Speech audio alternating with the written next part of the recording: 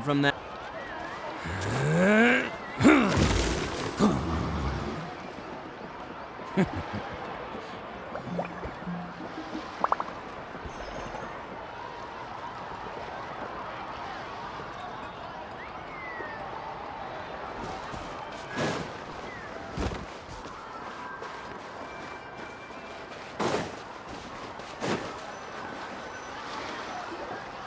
Paimon feels like a whole new Paimon after those 2 days in the hot springs. The Abyss kinda threw a wrench in our relaxation, though.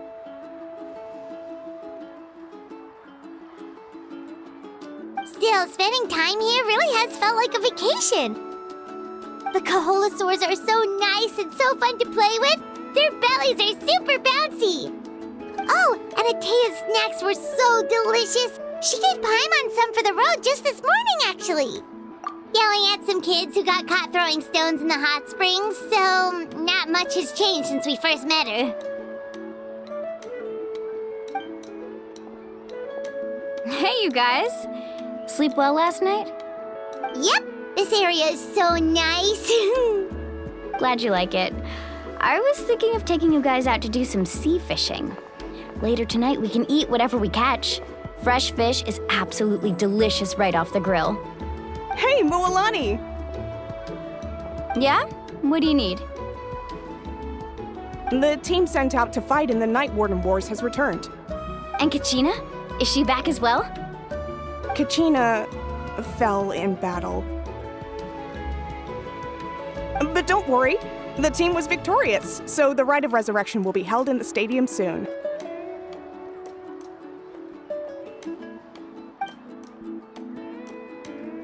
That's a relief. The Abyss is cunning, and it was her first time. Mistakes are bound to happen. Exactly. She deserves to hold her head up high. All right, thanks for letting me know. We'll head out in a bit. Jeez, she sounded a little anxious there. Had me thinking it was bad news for a moment. Mulani, you said the Abyss was cunning just now, but it seems like the Abyss just wants to destroy everything. Like, think about all those monsters that attacked your tribe. If there really was some sort of cunning plan, wouldn't it make more sense to send them to attack Kachina and her small team? Not that Paimon wants them to be in any more danger, it's just... Relax, I get it.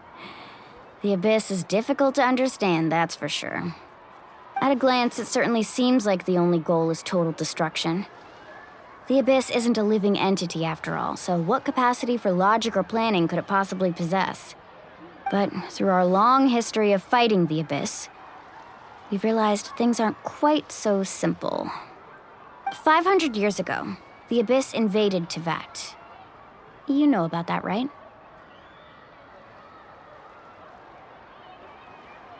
That's right. Conria suffered greatly during that time. But so did every other nation in Tevat. And Natlan was the worst affected of all. It took the combined efforts of the then Pyro Archon and heroes from every tribe to finally repel the Abyss. Even so, the effects of the invasion lingered for hundreds of years, only able to be reversed little by little. Our tribe's waters were contaminated. The Children of Echo's territory was overrun by dangerous sludge surging from underground. Unrelenting black winds tore across the lands of the Flower Feather clan. It was like each disaster was designed for a specific tribe.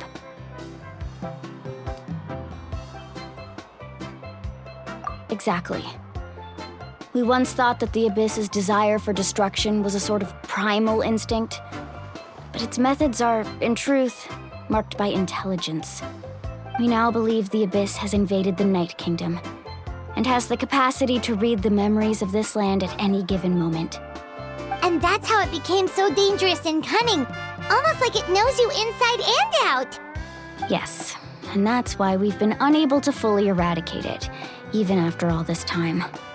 Luckily, the problems left behind by the Abyss have been successfully addressed by the various Pyro Archons we've had over the years. Now every tribe is prospering and things are looking up. I mean, just look at what we managed to do a few days ago. We totally fought them off.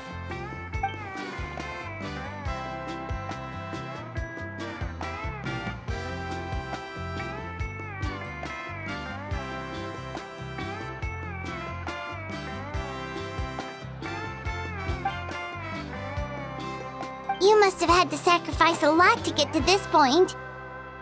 Every battle, every sacrifice is in pursuit of a future where we get to stop fighting. Responsibility, duty, unavoidable burden.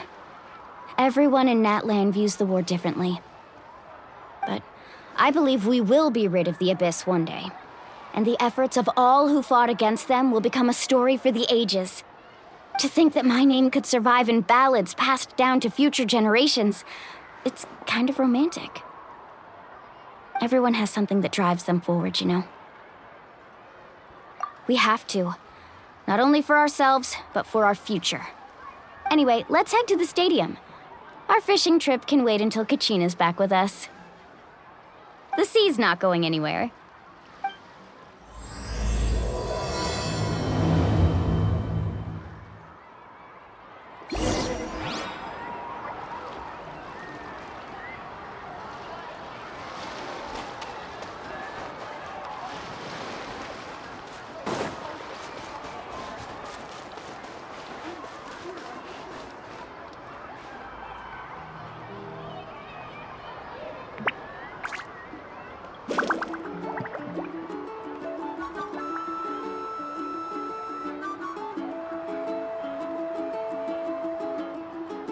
Best flavor in the world? The sweet, sweet taste of victory. And that's why I've never spent a single more on any of my snacks. I've won them all, fair and square. That's right.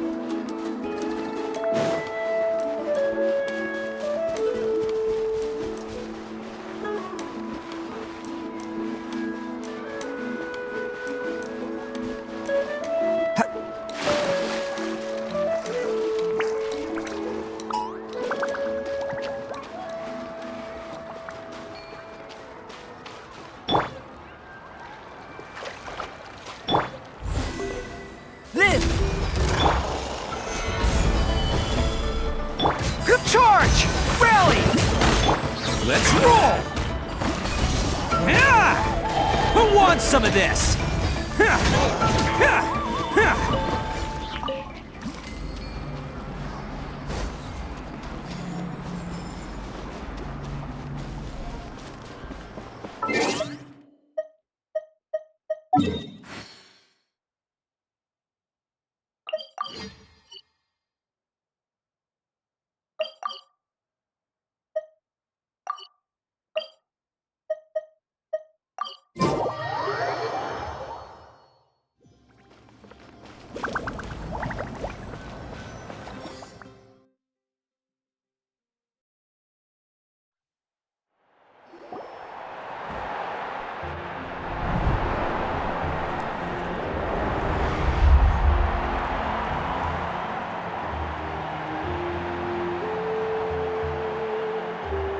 Whoa, this place is packed already! Of course. No one's gonna miss out on the chance to welcome our heroes back from battle. It's their moment of glory. Kachina's gonna be so flustered. She's never had this many eyes on her before.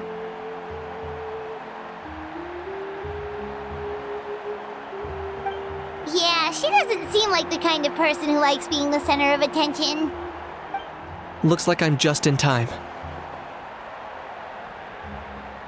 Kinich, you're here! Yeah, a commission ran longer than expected, but I made it. I heard about the incident with your tribe, Mualani. Is everyone alright? Yeah, it's all taken care of. Our new friend here's got some tricks up her sleeve, by the way. She's just as strong as Kachina made her out to be.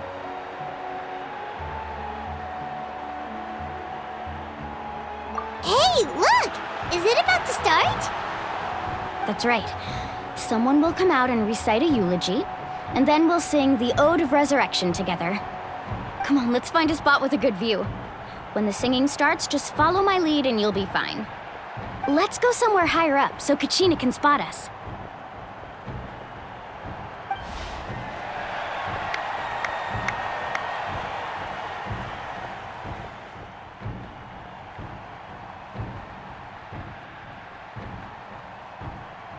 Warriors of Natlan, heed the call of life. We are the inheritors of memory and legend. Those who grew alongside sun and wind. Those who forged our own destiny and future. That is Natlan's fire, the lifeblood of our nation!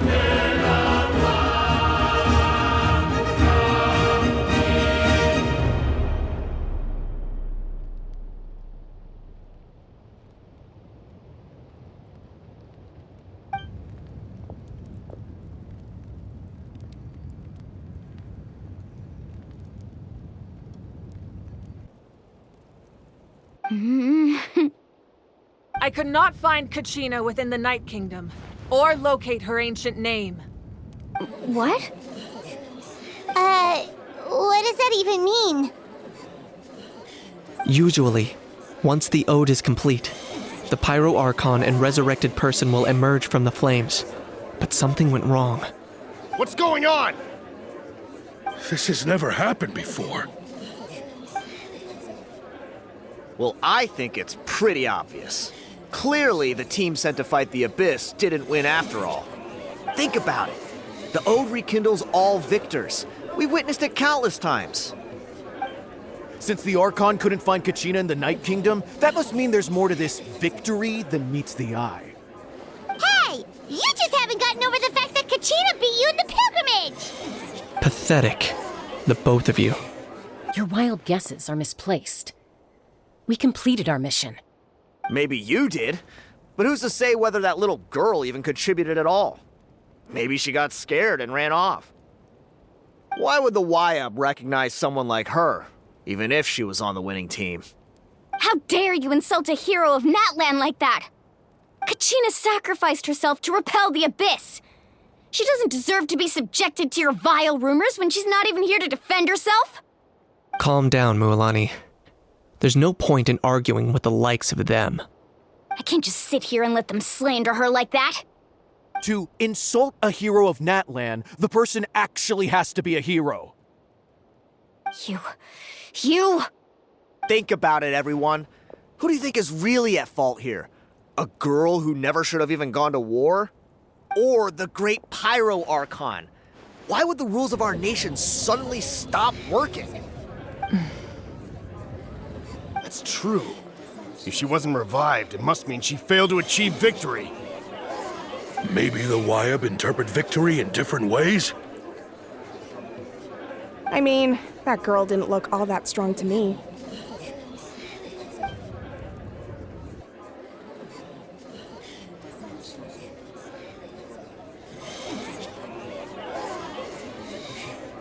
Kachina wouldn't have run! That's not like her at all! No, she's been waiting for this moment for too long. No matter how daunting the situation, no matter how scared she might feel, she's always the first person to stand up and face it head on. We don't even know what happened, so don't you dare try to use this as an excuse to vent your anger or slander her reputation. Fine. We'll find out what happens soon enough. Then, we'll see who truly deserves glory. That's enough. There is no doubt about today's victory, or Kachina's part in it.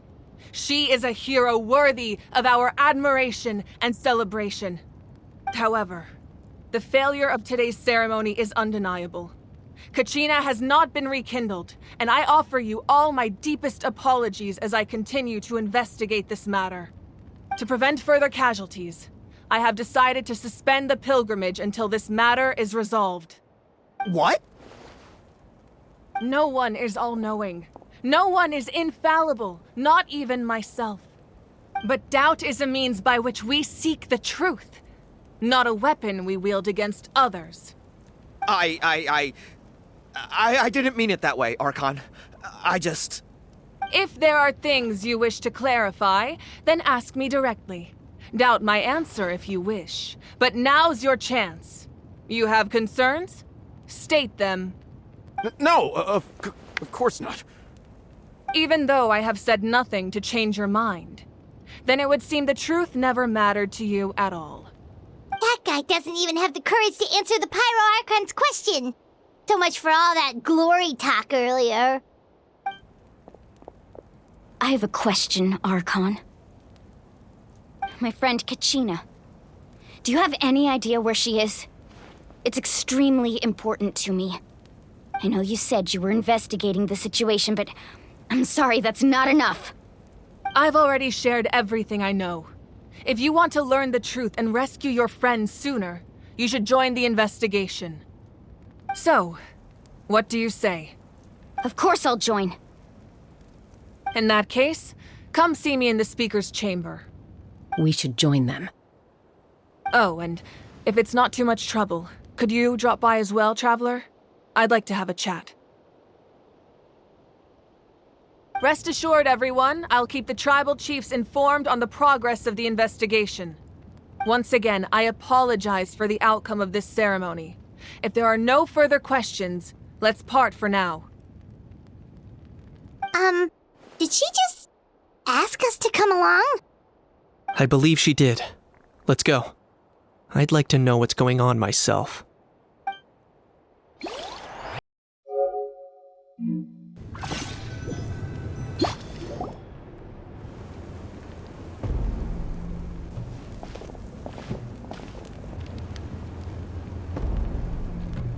The situation is urgent, so I'll get straight to the point. Kachina is undoubtedly a hero of Natlan, and I'm deeply sorry this happened to her. There's been unrest in the Night Kingdom, but I don't know what's causing it.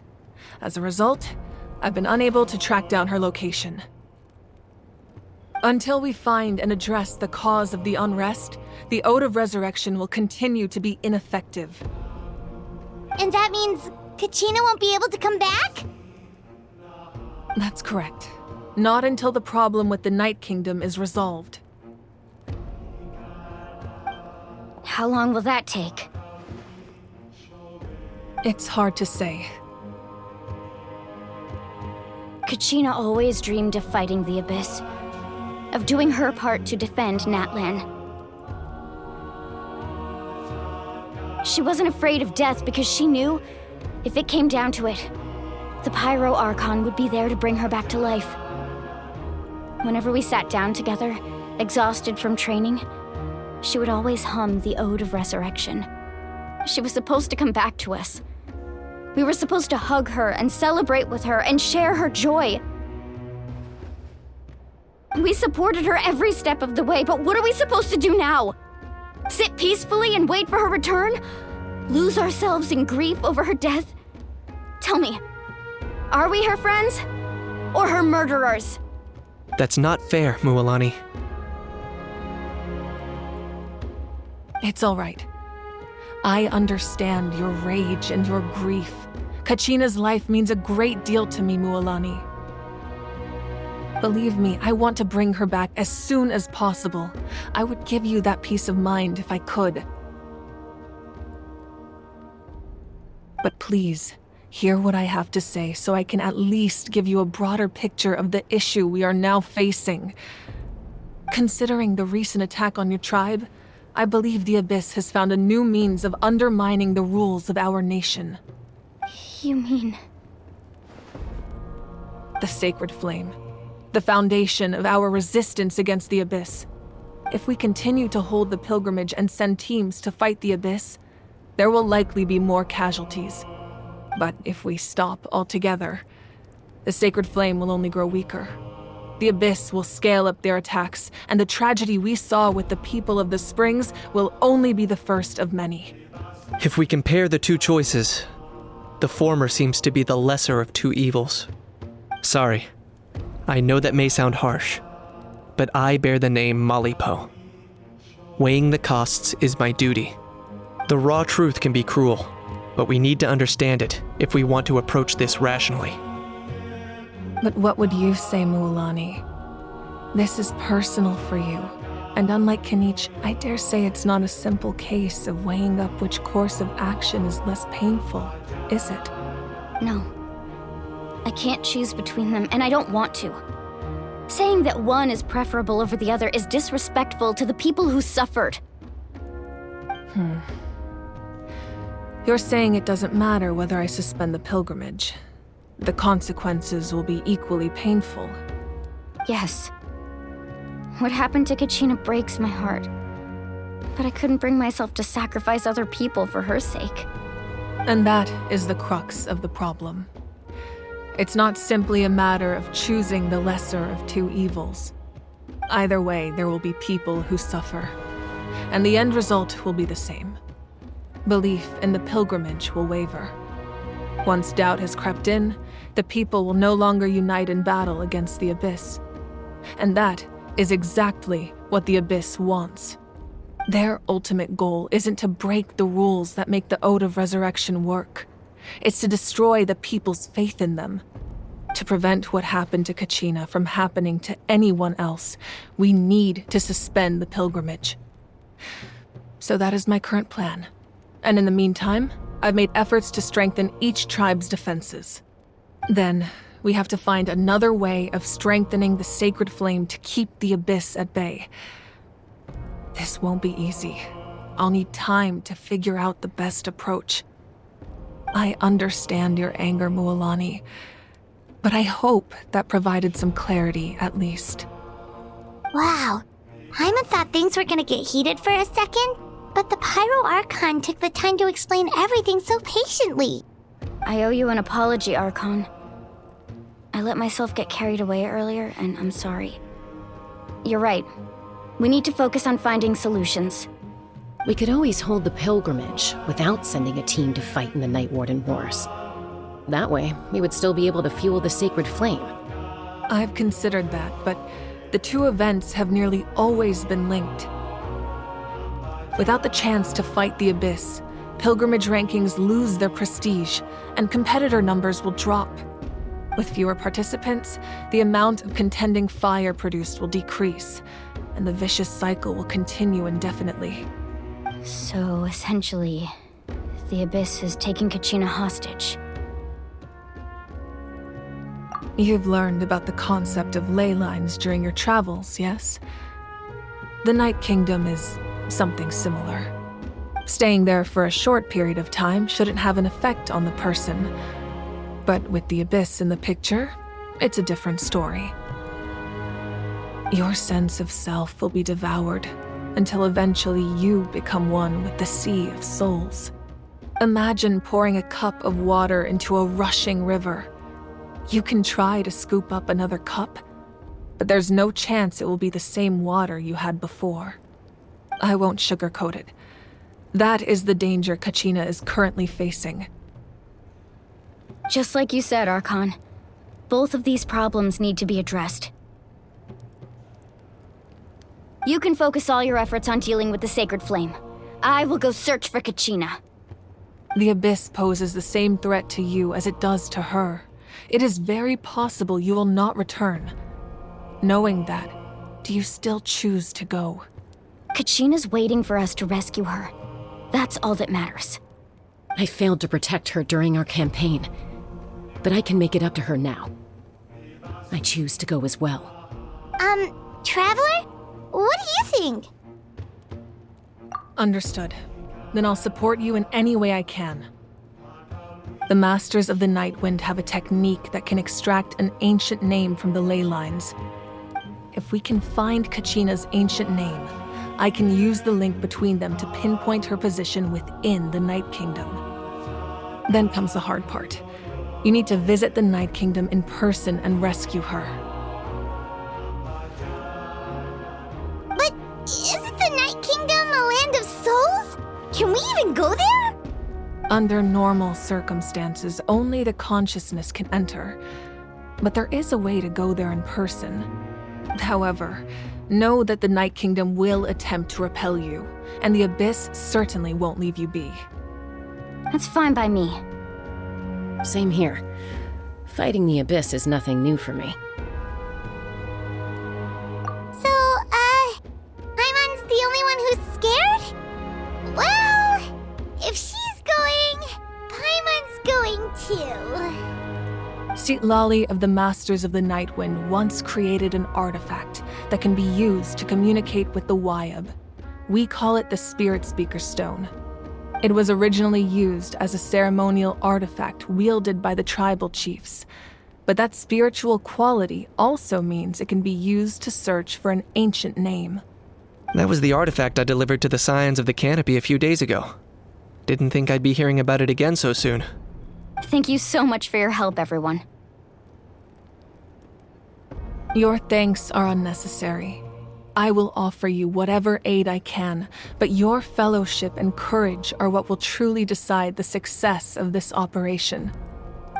Besides, you're the ones helping me. I can only focus on one thing at a time, after all. Traveler, I certainly didn't expect our first conversation to be so serious. I've heard all about your accomplishments. Ever since you arrived, I've been hoping to meet you and offer you Natlan's highest level of hospitality. Why? Why? Is that not what happened in the other nations you visited? Yeah, things were pretty complicated at the start. And, in the middle. But our reputation's solid nowadays. That's more like it. After all, I've heard you're someone who transcends fate. Perhaps even more than you can imagine. But we can talk about that some other time. Ideally, this would be the perfect night for a drink and some musical ambiance. But there are important things to be done. Oh, I almost forgot. Atea was wounded in the fight against the Abyss. She wanted us to give this to you. It embodies fond memories and my strength of will. That's what she asked us to tell you. She said you'd know what that means. I didn't think this day would come so soon. The flames of her life force. I can feel them flowing within the talisman. If things were different, the two of us could have enjoyed the hot springs together while she gave this to me in person. We're supposed to be hot spring buddies after all. But don't worry. This talisman means a great deal to me. I'll take good care of it, and once this is all over, I'll pay Atea a visit.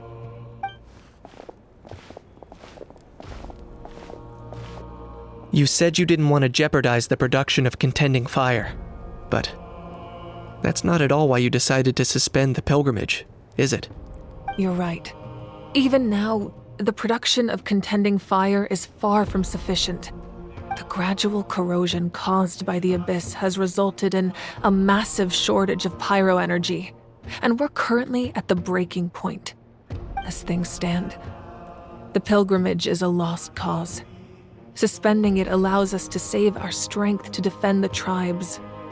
The Abyss has brought catastrophe to Natlan, and Kachina's disappearance in the Night Kingdom is a direct consequence of that. We can't let the general public know that. No. If the public learned that Natlan's destruction was close at hand, there would be immense panic. But if I said nothing at all, they would have continued to question the integrity of Natlan's heroes. Another simple choice. The latter was clearly the better solution, but you chose otherwise. I have never subscribed to the belief that the right choice is the one with the fewest sacrifices. Let's go. There's still a way for the sacred flame to last a little longer. You mean? Yes. Come with me.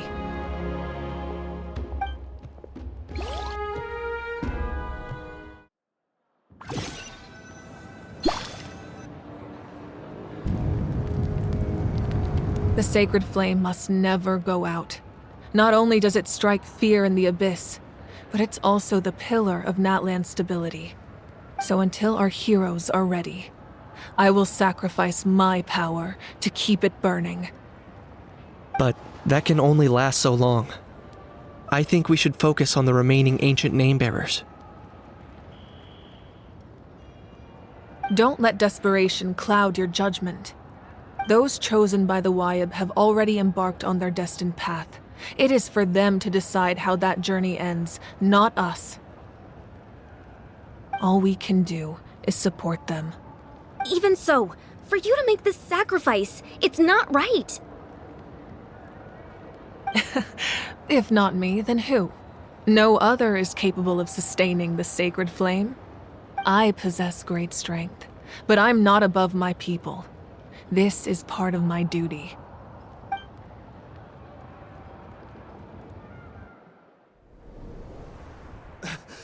Archon, it's the Fatui!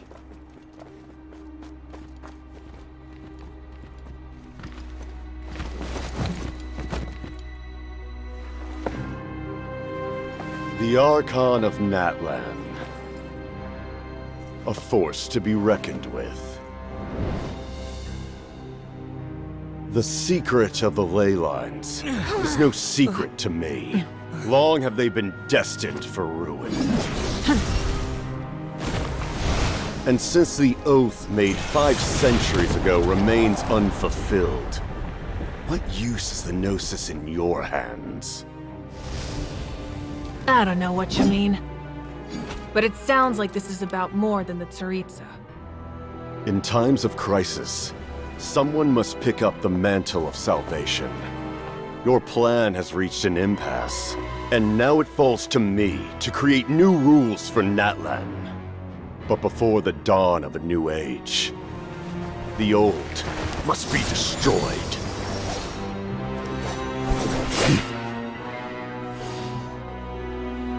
I assume that's the end of your speech?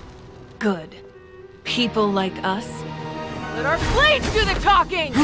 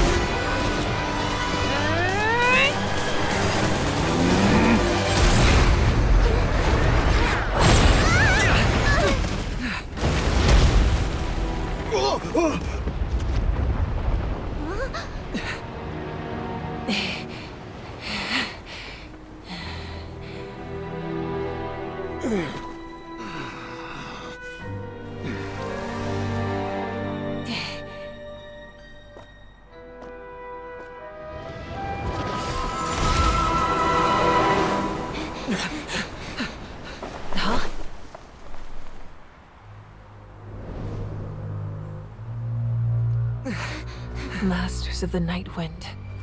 Send word. The captain and his followers must be apprehended.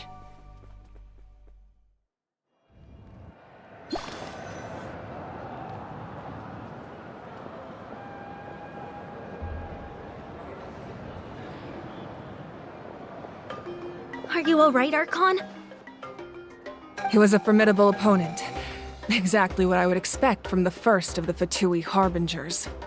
I never imagined someone could match you in combat. If the Tsaritsa sent him here, why would he bring up what happened 5 centuries ago? Yeah. And how much does he know about Natlan? The Harbingers are all driven by their own personal goals. The only purpose that unites them is collecting the Gnosis. But I'm sure the captain has his own reasons for being here as well. Whatever his motive, we should shift our focus to the Fatui. If they attack again and we're not prepared, we're done for. No, we're running out of time.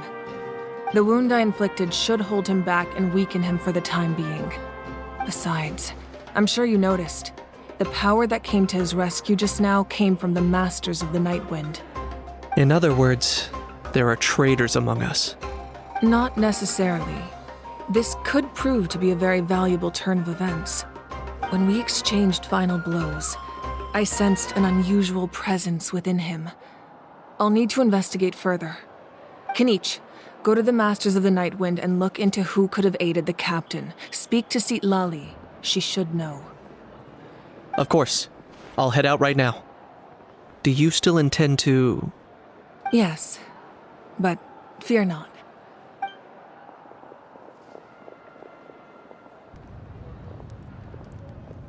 Natlan's strength has never rested solely in its Archon.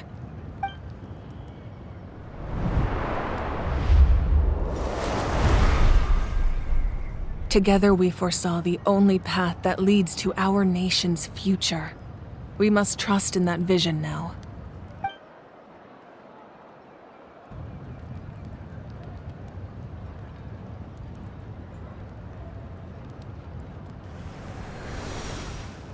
Is everything okay, Archon?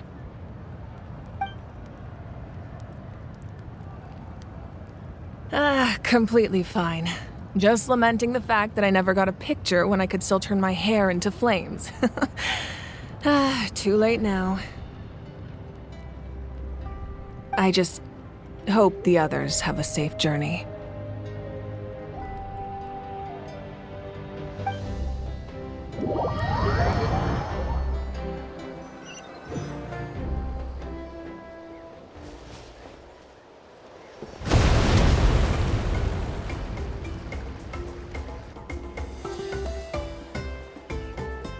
What's happening at the stadium? Did something explode? It feels like the Archon unleashed her power. She must be fighting a formidable opponent. Should we go back and check what's going on? Have faith in the Archon. She wouldn't lose in a one-on-one confrontation. Once we find Kachina's ancient name, we'll head right back. Okay, let's just keep climbing. Everyone really hopes nothing goes wrong.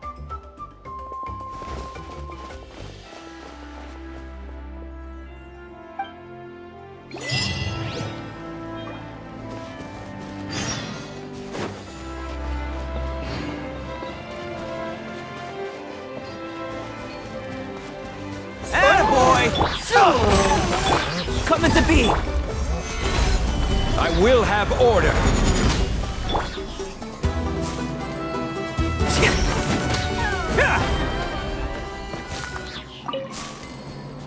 Can't catch me!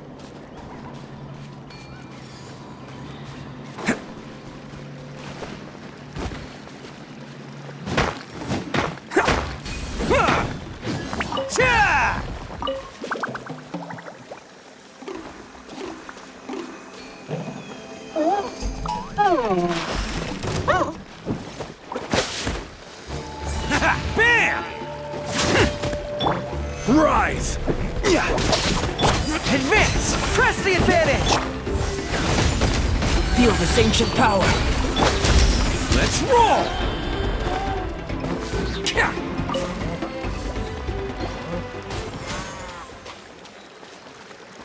Can't catch me. Attaboy! Oh, coming through!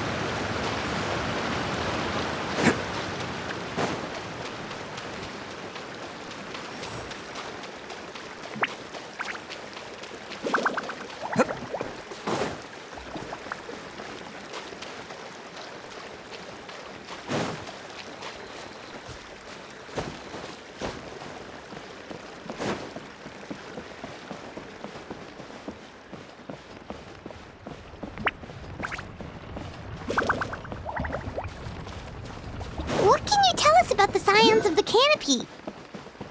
The tribespeople are very adventurous. Oh, kinda like us then. I'm not so sure. You don't strike me as the type to enjoy danger. The Scions of the Canopy are a bunch of thrill seekers. They love extreme sports like rock climbing, rappelling, volcano parkour, or even bungee jumping without a rope while a Yunkasaur stands at the edge and uses its tongue to catch them. Sound like something you'd be interested in? Okay, that does sound different from our usual adventures. Paimon's not doing any of that. She can just...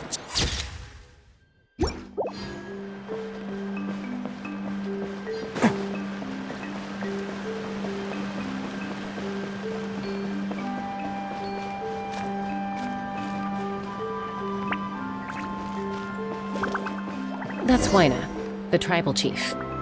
Let's head over to him.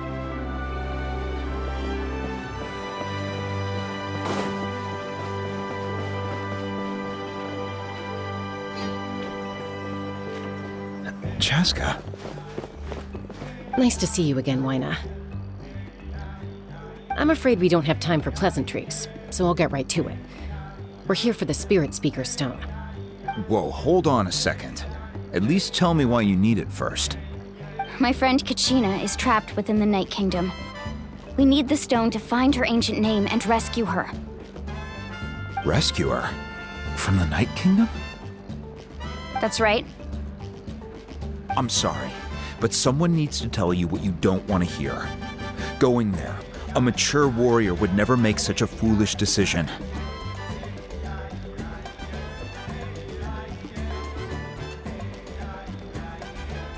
The nature of battle is unpredictable. You never know how it's going to end. Losing a friend is tragic, but when that happens, the best thing you can do is focus on how to prevent further casualties. I appreciate what you're trying to say, Chief Wyna.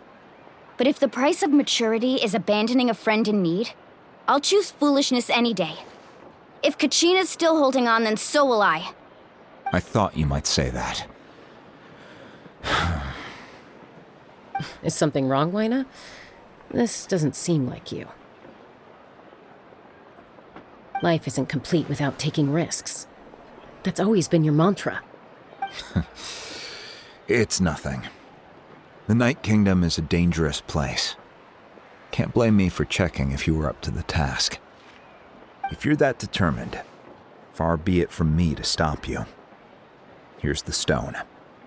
Keep it safe, okay? It's not like we have a spare. Thank you. Huh. Seems like you two go way back. But aren't you from the Flower Feather Clan, Chaska? Oh, Chaska's a peacemaker, so she's famous throughout the tribes. She's always the one people call to resolve conflicts, so we slowly got to know each other that way.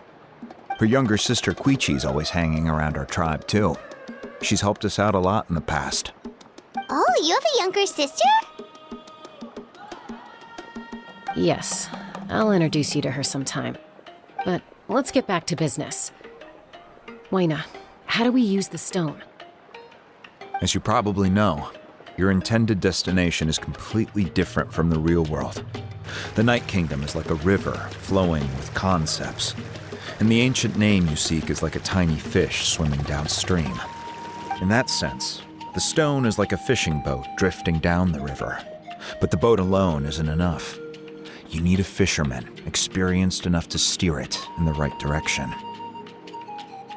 We couldn't do that ourselves? With a little practice, I'm sure you could. You have the strength and the talent. If you want to make sure this works, though, I could recommend someone to you. Who? Vichama, a legendary warrior and scout from our tribe. He's got a keen eye and a well-honed intuition. Even his ancient name means to seek. If you're fishing for a name, you're gonna want him on the boat. Bichama? Why does that name sound familiar? He's one of Auntie Atea's hot spring buddies. I've heard stories about him. Where can we find him? Ever since Malco passed, he spends most of his time gazing out at the scenery from the cliff tops. Follow the path that way, and I'm sure you'll find him. Thank you. We'll go look for him there. Good luck. I hope everything goes well.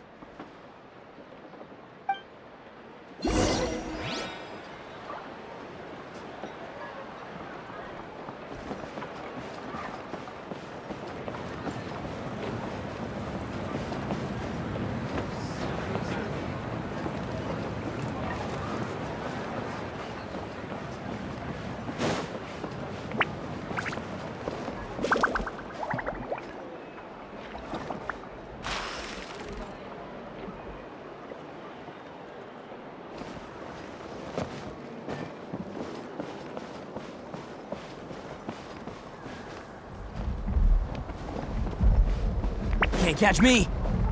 Whoosh! No one can catch me!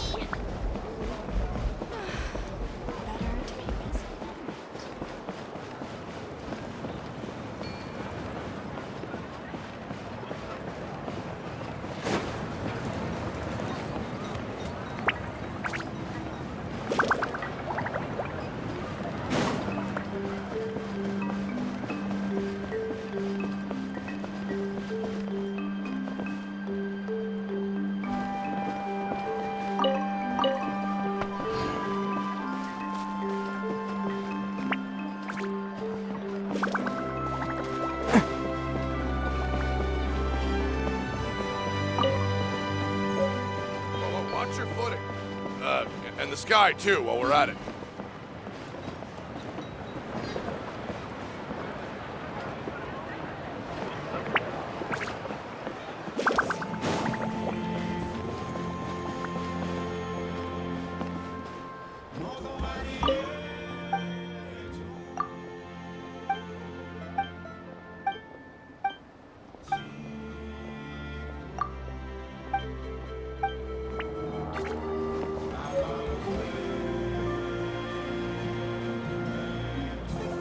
Touching a Kukusaur sure isn't easy.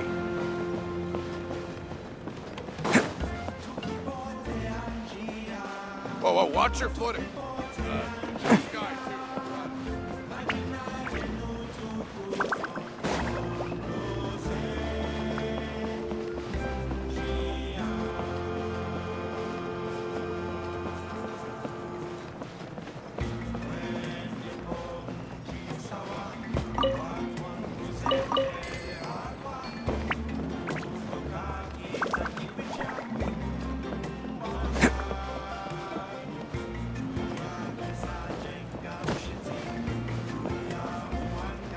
Can't catch me!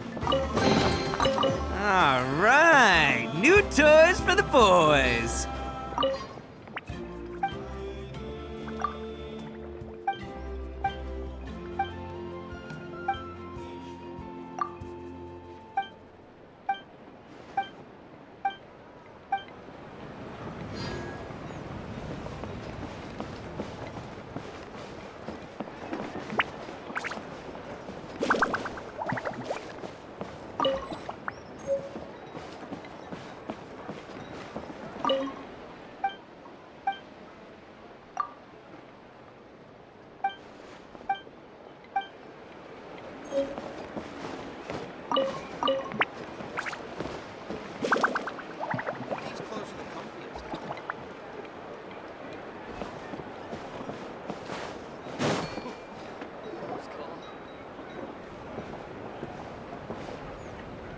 admiring the scenery from the cliff tops.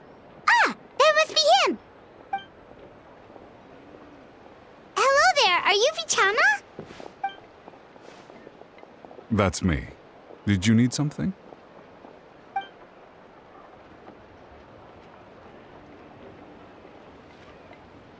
What? You're saying you can bring someone back from the Night Kingdom?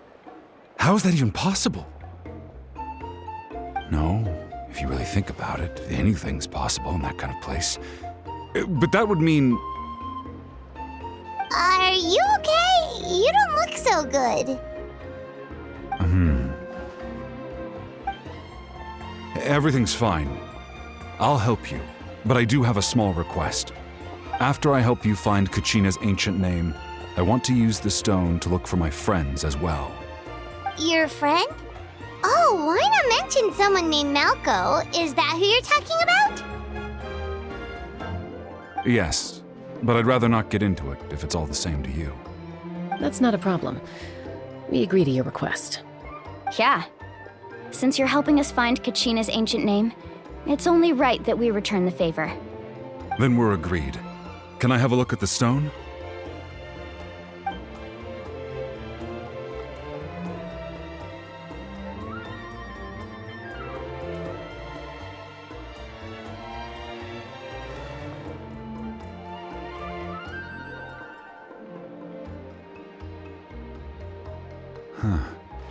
I see. From what I can tell, it functions almost like an abyssal pylon. Both connect the Night Kingdom to the living world. Once the connection is established, the abyss will come surging through the opening like a predator honing in on the scent of blood. So we have to be sure not to use it in a tribal settlement. Wow, you got all that just from looking at it? I just picked up on the basics, really. I still have no idea why it works. You said someone named Sitlali invented this. They must be a genius. I'll go find an open area and start setting things up. In the meantime, I need you to get 2 things for me. We'll go right away. What do you need? First, I'll need some hook ropes. Pretty much every store around here carries them, so no need to go anywhere special. Oh, and I need to build a net out of them, so make sure you get a good amount. Wait, are you saying you're going to use a real net to catch Kachina's ancient name? How does that work when one's tangible and one's not? By creating something tangible in our world, like a net, we can create a connection to a corresponding concept in the Night Kingdom. Basically, I'm going to use the concept of a net to catch something equally intangible, an ancient name. Oh, I see. What about the second thing you needed? Right. I need 2 chunks of obsidian. Once we bring the ancient names into our world, we'll need a place to store them. Normally, you can only get obsidian from the Children of Echoes, but I heard there's a traveling merchant from that tribe around here somewhere, so maybe you can try your luck there. Gotcha! All right, let's split up. See that clearing? Let's meet over there when you're done. Oh, and you can send someone with me if you want. In case you're worried I might take the stone for myself. What do you think, Chaska? There's no need. Lena spoke highly of you. That means you're trustworthy. I appreciate it, even though that doesn't mean much to me anymore. Anyway, it'll take some time to set everything up, so no need to rush. I'll see you in a bit.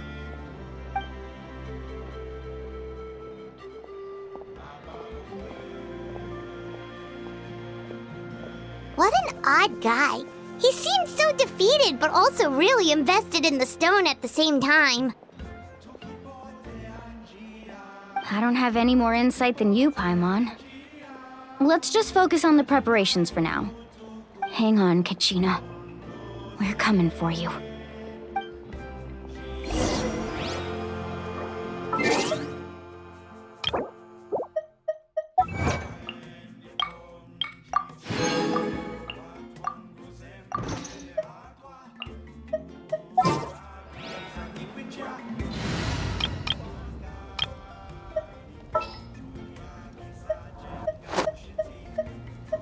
I can't wait any longer!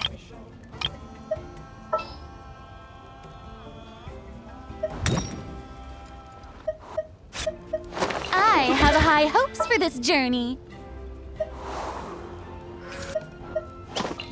You want me on your team?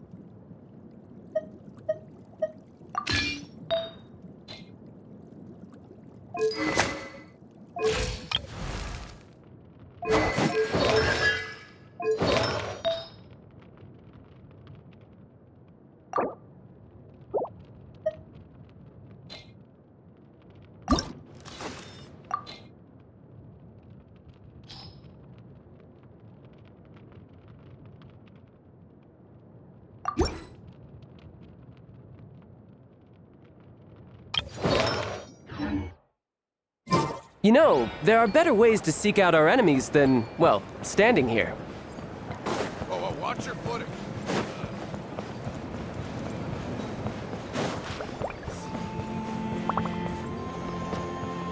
Emotional support is important. Hello. Do you have any hook ropes for sale? Hook ropes? As in rock climbing equipment? Yes. How much for your whole stock? Oh, the whole thing? Let me see. That would be 30,000 mora in total. Deal? Deal. Wait, really? What, you want me to drive down the price? We just need these as fast as possible. Thanks. Oh, no problem at all. I'll even pass along some information on the house.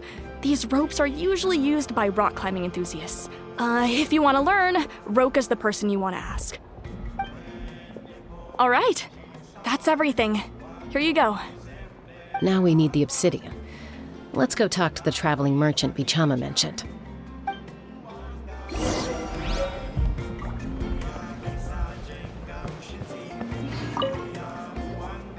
Excuse me, do you sell obsidian? Why, yes. I've got a chunk for sale right over there. Perfect. Is that the only one, though? We actually need two.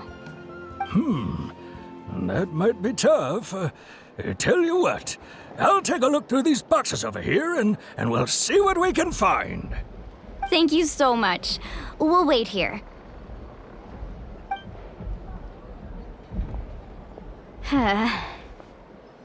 Relax. Everything's going according to plan. I know, it's just... I could tell Vichama feels the same way about his friend that I do about Kachina. I hope this chunk of obsidian isn't the only one. Kachina always carries all sorts of shiny stones with her. If I was the one trapped in the Night Kingdom, she'd have a whole pile of obsidian ready in a heartbeat. Well, would you look at that? I did bring an extra. Here you go, young lady. How does it look? Perfect! Thank you. How much do I owe you? If you hadn't shown up, these stones would have just sat here collecting dust. I'll take 3,000 mora for both. Here you go.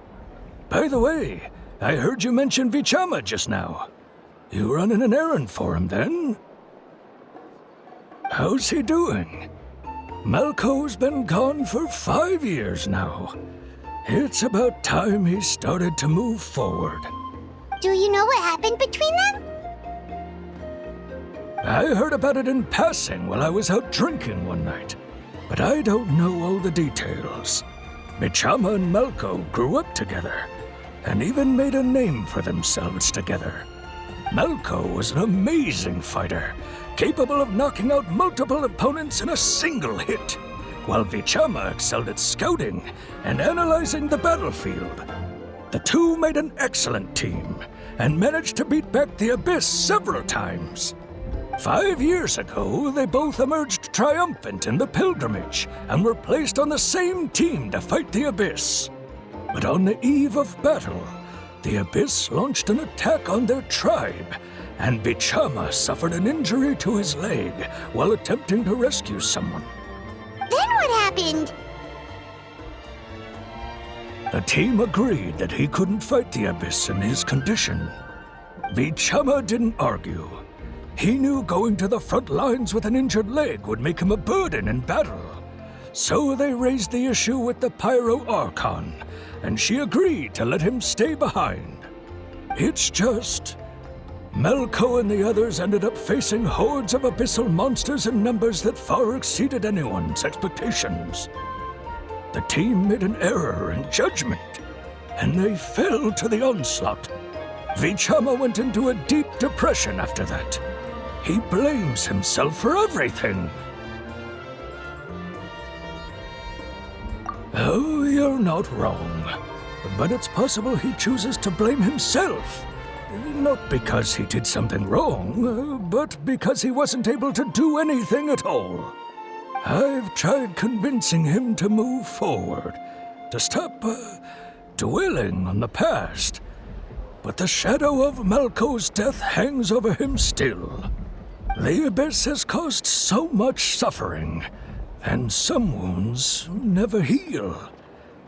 I wish there was something he could do to make himself feel better. But...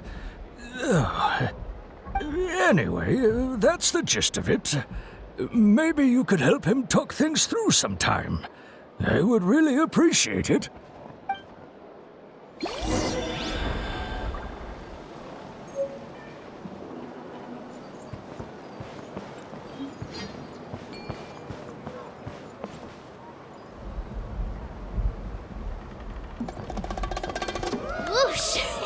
No time to lose.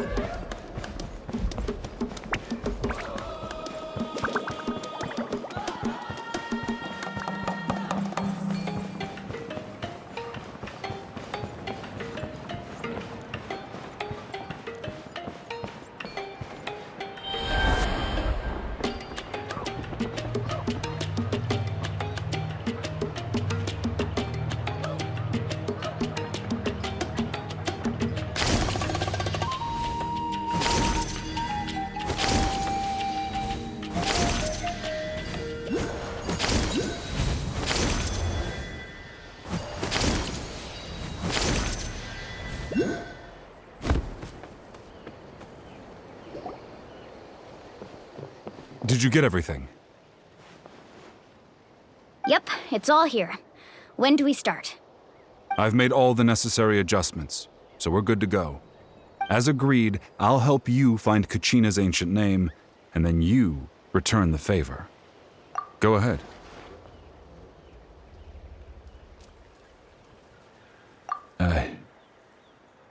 Yes. After Malko fell, I scoured the battlefield to see what happened.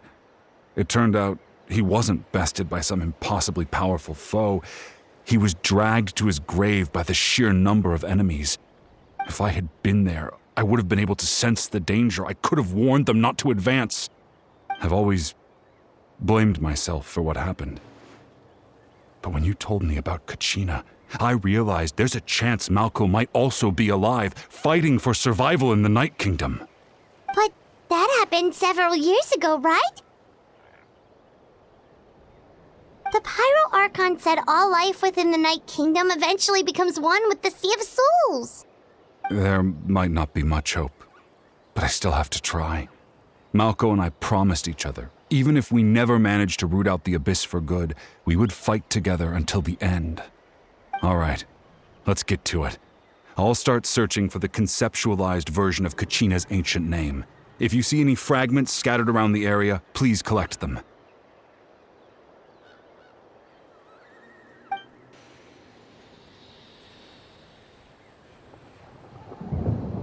Make sure you prepare yourselves for battle.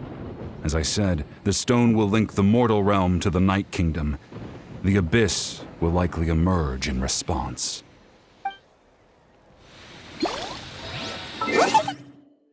Golden thing. It must be one of those fragments Vichama mentioned. Let's get closer. Well, guess what? You're not the boss of me. Uh-huh, that's right. You heard me. Go ahead, strike me down.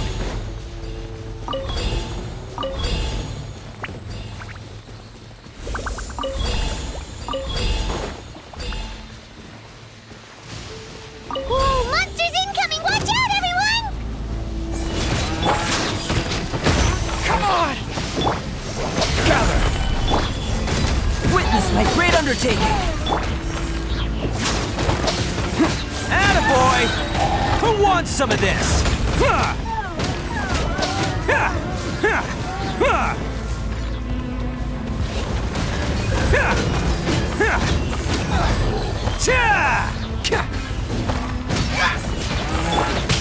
Solidify! This is order! Burst forth! Fall in! Everyone on! Let's roll! How much longer, Vichama? Not long! We're getting close!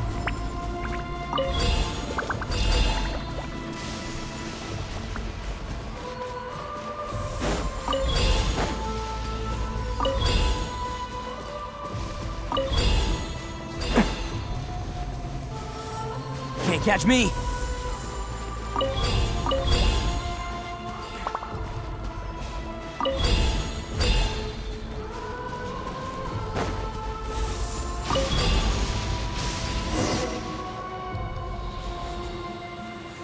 Vichama!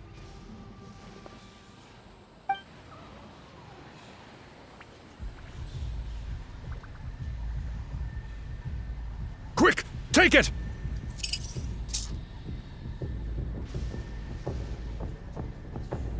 I found Kachina's ancient name. Hang in there, Malco. Just a little longer. Something's not right. The power of the Abyss is getting stronger. The Abyss is corroding his body. Vichama, you can't keep going. You'll die.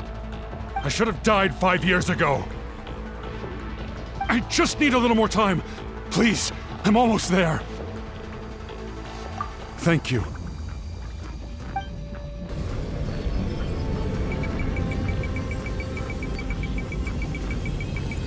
Whoa, watch out!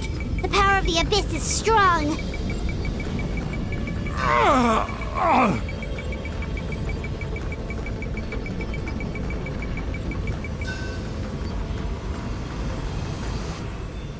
This power.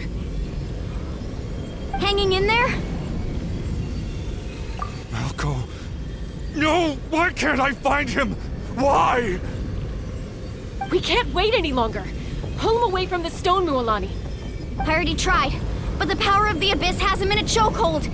It's like he's tied to the stone with an invisible rope. In that case, we have no choice. I'm sorry, Seat Lolly.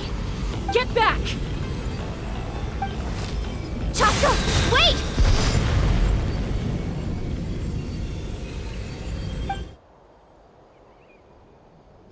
Ouch! What happened just now? It looked like the Spirit Speaker's stone was... The stone's power was spiraling out of control. The only way to stop it was to destroy it. You were all caught in the shockwave of the explosion. You might feel dizzy for a while, but that's normal. Give us a heads up next time, will you? You're lucky we managed to dodge it in time. I thought I said to get back. Yeah, barely a second before you made it go poof. Not everyone has your reflexes, Chaska. We were this close to getting dragged into the explosion. Okay, I'll be more careful next time. At least Kachina's ancient name is still in one piece. Wait, where's Vichama?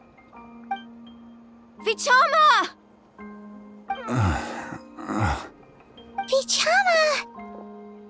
I couldn't find Malco's ancient name. It must be completely gone by now. Once your ancient name disappears, there's no coming back. From the very beginning, I knew there was a slim chance, but still. And now... it's too late to save him. From the minute he left that day, it was already too late.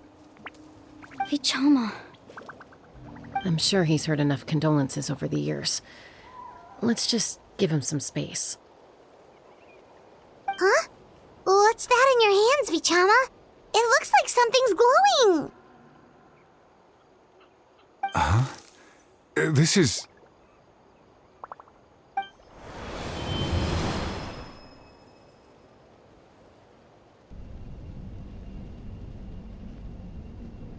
Hey, Malco. Got any strength left? Not enough to swing a sword, but to say a few last words? Sure. Too bad. No one will get to hear them.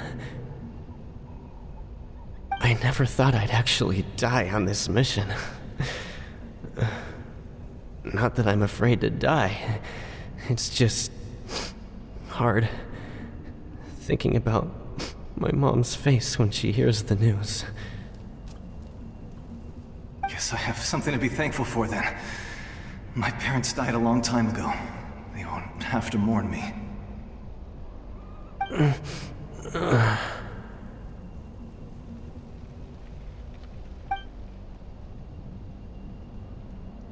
Pisak! Always had to beat me at everything, didn't you? Right to the end, you were never one for goodbyes. Maybe you're right. Maybe no one will get to hear our last words. But just in case... Vichama, I'm so glad you didn't come with us. Don't be sad. Just keep on living. For the both of us.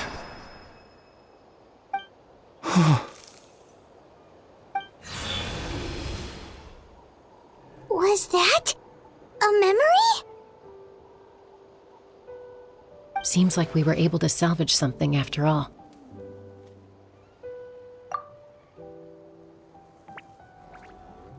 Of course. Seeing him, hearing his voice again, it makes me unbelievably happy. But it also brings with it an even deeper pain. A deeper pain? Why? Malco was always the type to put on a brave face. But in that memory just now, his hands were shaking, and his smile was forced. For all these years, I regretted not being able to fight alongside him to the end. And now I know, at the end of his life, he was thinking the same thing. Vichama! I'm fine. Actually, I heard Chief Wyna wasn't really on board with your plan to go to the Night Kingdom. When you asked for my help, I hesitated too. I knew helping you find your friend's ancient name meant leading you one step closer to danger. But I also understood why you had to try. Everyone has regrets in life, but not everyone gets the chance to make up for them. Once allowed to fester, guilt strips us of our most valuable qualities as warriors. In that sense, we might as well choose the braver path from the very beginning. If I could do it all over again, I would have followed Malco to the front lines no matter what. Even with an injured leg, there were still things I could have done. That way, even if the outcome stayed the same, I still would have fought alongside him to the end. There are critical junctures in life, and if you don't seize the chance to act, there's no going back. That's something I had to learn in hindsight. But you're still at the crossroads of your journey, so I hope you can walk away without regrets. Thank you, Vichama. I feel even more determined now. Kachina will come back to us. I'll make sure of it. I promised I would find her, and I intend to keep that promise.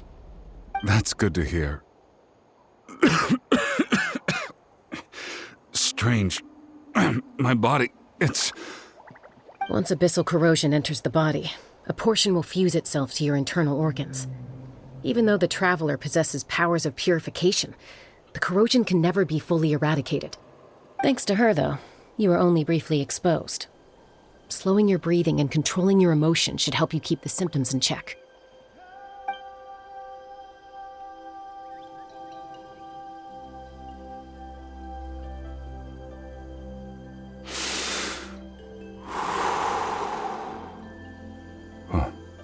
That does make me feel better. You seem very knowledgeable about all this. Just speaking from experience, that's all.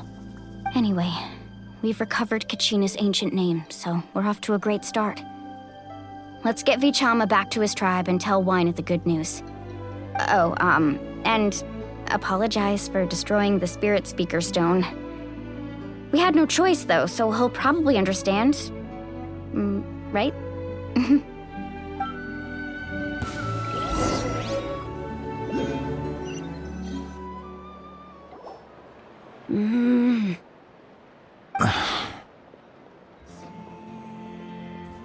Koichi, are you really gonna just stand there like that? I don't know what you want from me. I think you know exactly what I'm trying to say, Uncle Wyna. I can hear it in your voice. Honestly, it's just one thing after another with you two. They're back. Koichi? What are you doing here?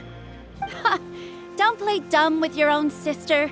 You know exactly why I'm here. My apologies, everyone. I just need to borrow Chaska for a few minutes. You come with me.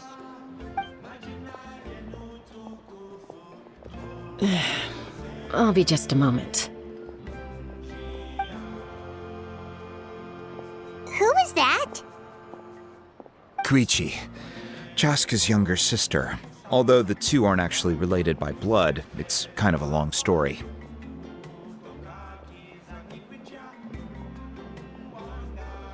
It's not really my story to tell, but I guess it's not a secret. You see, Chaska was actually raised by cuckoo sores. She was afflicted with a rare disease when she was a child, and abandoned in the wild as a result. The Abyss found her out there, all on her own, and tried to devour her. But in the end, all that did was trigger her will to live. That strength of will pushed her to survive. But it also planted a seed of conflict within her. Eventually, she was adopted by the Cuckoo Source. Wherever they went, she followed, getting into fights right and left. For some reason, Paimon can totally imagine that. Well, when Chaska finally returned to human society, it was Koichi's parents who adopted her. At the time, Chaska still had a habit of getting into fights, so Koichi was always taking her around, apologizing to everyone. Ah, I remember those days. One of those fights was definitely with me. But, you know, kids. You're fighting one minute and your friend's the next. Eventually, she found a way to rein in that desire to fight. And now she's who people call to resolve conflicts. She's known as the Peacemaker. It sounds like she still argues with Koichi, though. Don't siblings usually stop fighting when they get older? That's partly my fault. Koichi asked me to stop Chaska from doing anything dangerous, but you probably know by now, once Chaska makes up her mind, there's no changing it. Oh, I get it. No wonder you tried to talk us out of going to the Night Kingdom. Chaska even said that wasn't like you. I'm all for your adventure. You need to take risks when you're young, because by the time you're my age, you couldn't attempt something like that even if you wanted to. Better try now than live with regrets later. That's what I say. Still, I can understand where Koichi's coming from. In the end, nobody wants to sit back and let a loved one put their life on the line.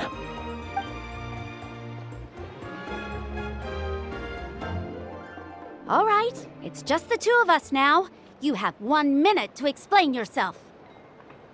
I don't have anything to say. You don't have to approve, but you should know I only do what's necessary. That attitude is exactly the problem.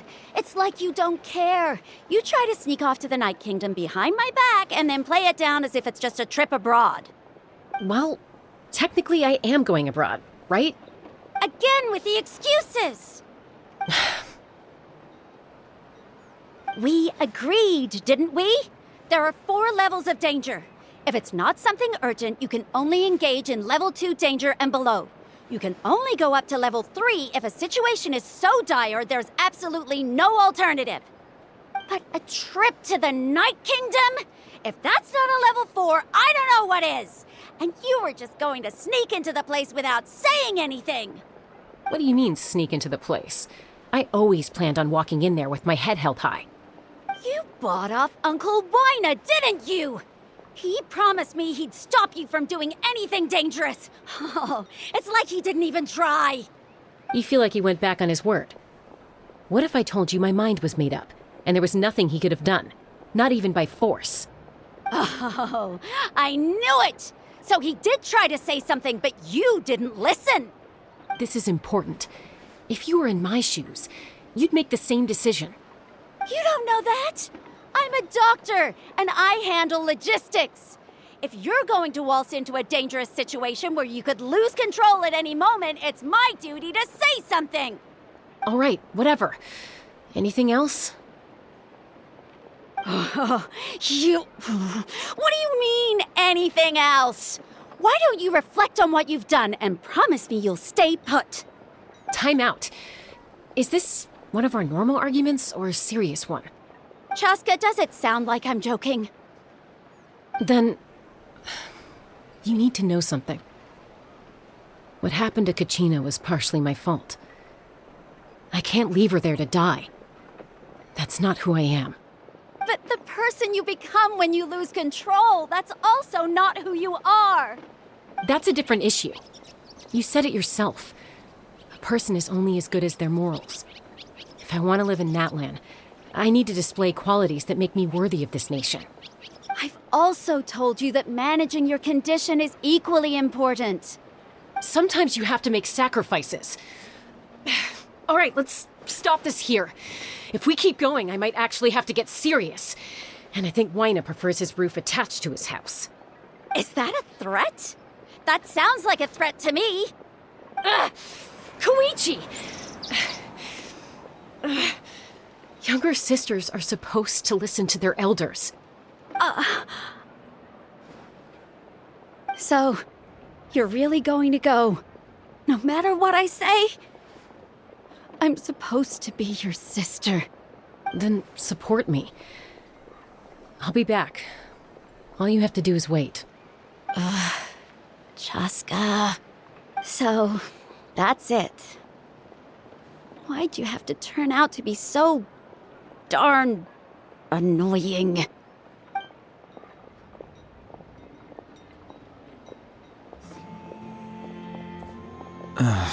You two are something else. Something you wanted to say? I know you aren't related by blood, but you two sure are similar. Really? You know, I said that very thing to Koichi not too long ago, and she reacted the exact same way, down to the very tone of voice. It's not my place to get involved, but I will say this. Try to spend a little more time with your sister. You're tough kids. That doesn't mean you have to go it alone. Thank you. Anytime. All right. If you're done with the Spirit Speaker Stone, you might as well hand it over. According to Kinich, it's an important ceremonial artifact, so it'd be safer to keep it with me. About that. If only Tone Deaf Bard was here, he could have repaired it just like the Holy Liar. The Spirit Speaker Stone might be 2 stones now. Huh?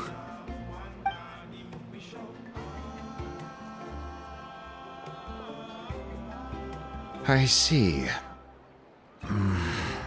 Sounds like it was an urgent situation. If someone's life was on the line, then you had no choice. Still, Citlali's going to be a nightmare to deal with now that you've broken her stuff. I'll explain everything to her later. Stay safe out there in the Night Kingdom, okay? I'll wait here for your safe return.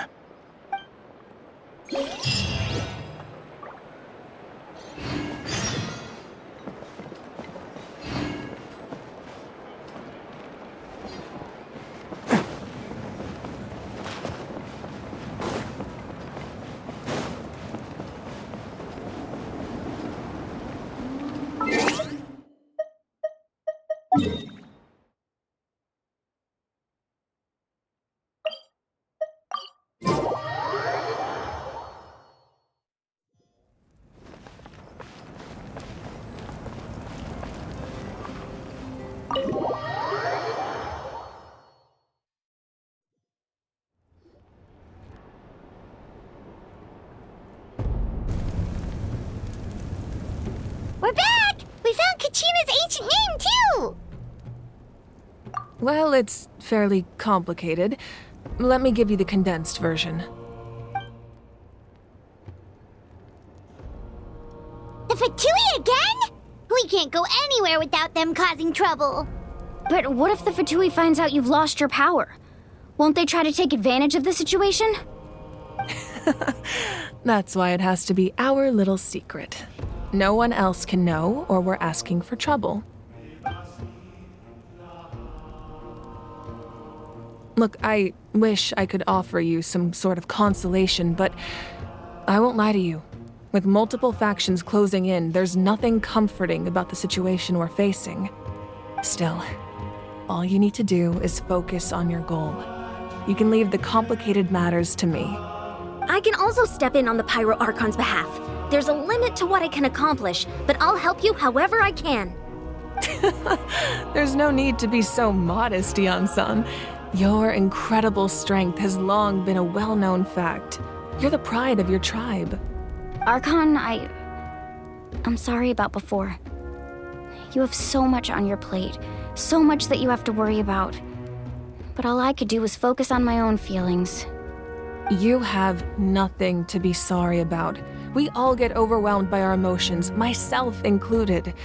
Your reaction to Kachina's disappearance, I understand that feeling very well. Well, now that we have Kachina's ancient name, let's go track her down. Follow me.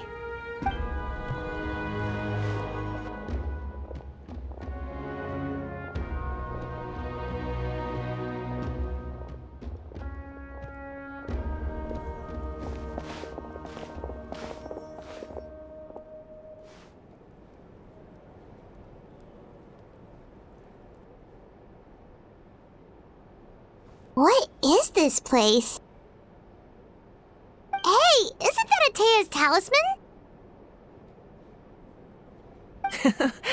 Good eye. This is where I store all the various mementos I've collected. Whoa. I've never seen this place before. There's so many things in here. It looks like there are items from every tribe. Collecting them must have taken a lot of effort. I suppose you could think of it as a hobby of sorts. In Natlan, everyone grows up listening to the stories of heroes, and physical items do a far better job of preserving those stories than our own memory. Now, I still have some preparations to make for the ceremony, so feel free to take a look around in the meantime. If you're curious about an item, I'm more than willing to tell you about its origins. All right, we'll have a look.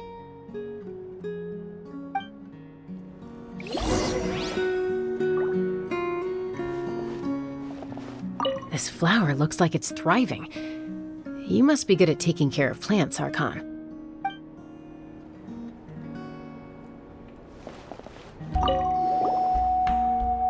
Hey, there's a fishing rod here. It must have belonged to the people of the springs. That's right. It belongs to a legendary fisherman named Matavaru. I have his entire set of fishing equipment, actually. He and I met in a tavern. He told me about a particular kind of giant fish and his meticulous plan to catch it. In his eyes, I saw a hunger and a strong fighting spirit. To him, the sea was the battlefield upon which he staked his honor. So, did he do it? The next time I saw him, he was covered in scars. It turned out the fish he sought had been corroded by the abyss. He managed to kill the fish, but sustained a serious injury in the process, which meant he could never go deep-sea fishing again. Can a fisherman claim victory if he fails to bring back his catch? That's what he asked me in the end. Well, Paimon thinks he won. That was my answer as well. The experience was far more valuable than the prize itself. In the end, he didn't want his tools to go to waste, so he gave them to me. Wait, that means you also know how to fish. Maybe we can go head-to-head sometime.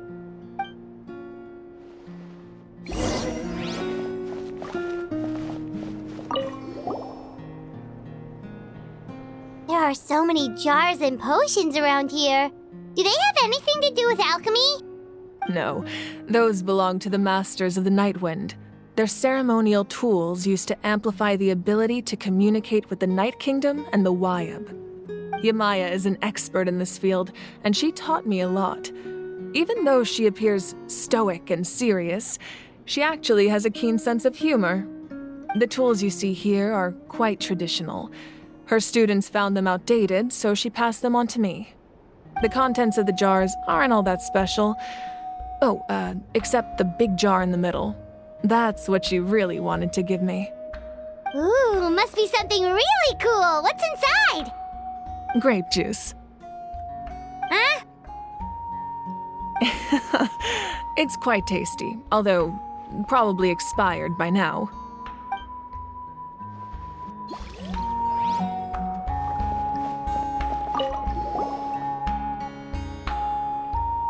The powder still needs some time to settle, so let's wait a little longer. Well, what do you think of my collection? Do you feel like you have a better understanding of Natlan's culture now? Yeah, if each item represents a different story, seems like Natlan's really been through a lot. Does every item hold a special memory, just like Atea's talisman? That's right. The items in my collection actually serve a similar purpose to the ancient names passed down among the tribes. They demonstrate the true shape of time. The shape of time? Most people perceive time as a linear concept, almost like a straight line that can only move forward. We cannot change the past or predict the future. But there's also a different theory, one that I believe to be closer to the truth. Namely, that the past present, and future all exist at once. At once? Paimon's not sure she understands. Let's say your journey ended right now. Thinking back on your experience in each nation, which one would you say was the most important? Exactly. Even at the end of your journey, the things you experienced along the way don't cease to exist. They become part of who you are. Take out a portion of that journey, and you would likely make very different decisions, and eventually arrive at a very different destination. The future is the same way. It exists even though it has yet to come to pass. We just lack the means to perceive it. Of course, there are those with the power to foresee the future. They simply call it by a different name. Fate. You're quite familiar with that concept, I would imagine. That does kinda make sense. The future hasn't happened, but already exists. Humanity excels at living in the present, but too often we forget the past and neglect the future.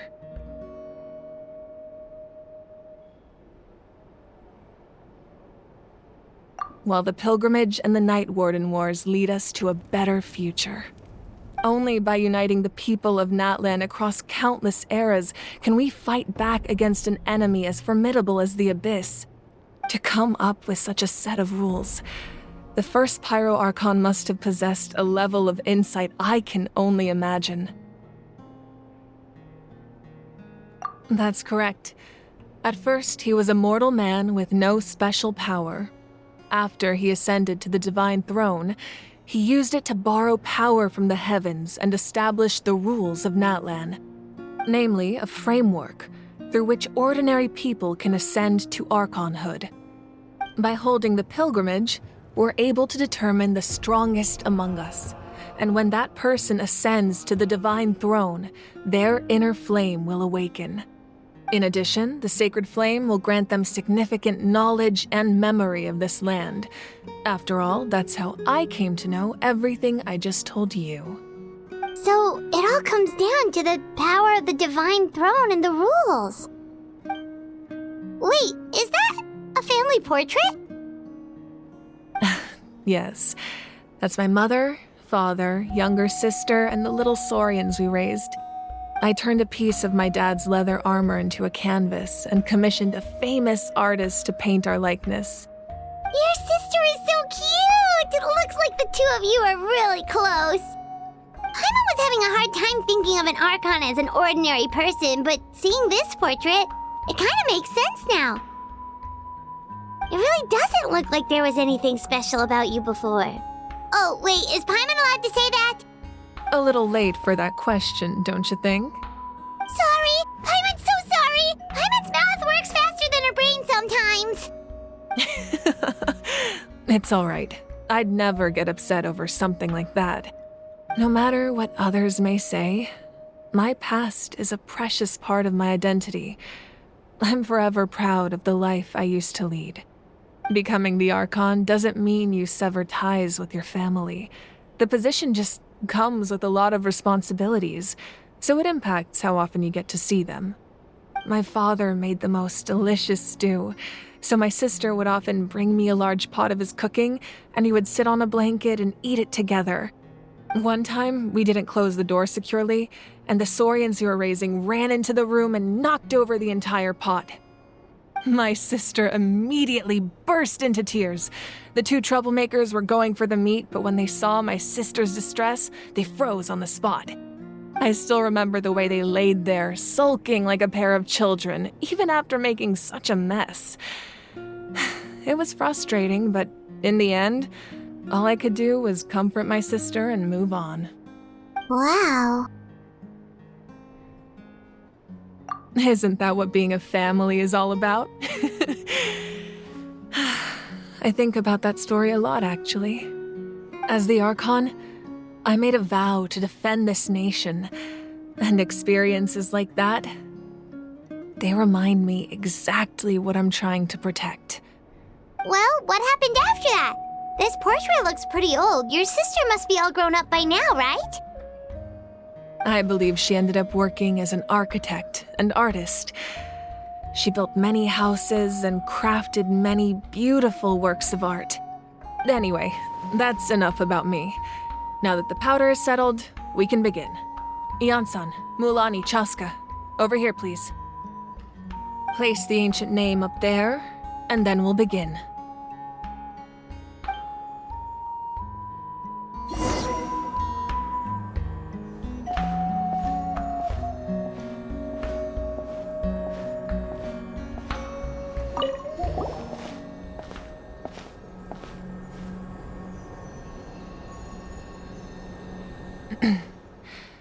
Surely as the echoes of life resound through heaven and earth, so too shall our stories remain eternal.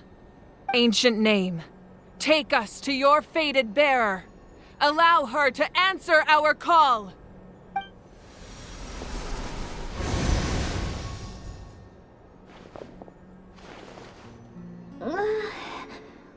Am I hallucinating again?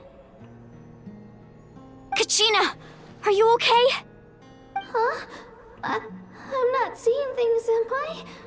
Is the Abyss playing tricks on me again? It's okay, Kachina. It's just us.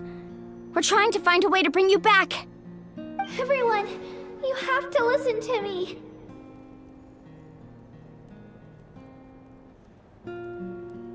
I've been investigating the Night Kingdom this entire time, and I figured out what's wrong. The Wyab is being affected by the Abyss. I was waiting for the Wyab to send me back, but then this really strong monster came in and it almost killed me.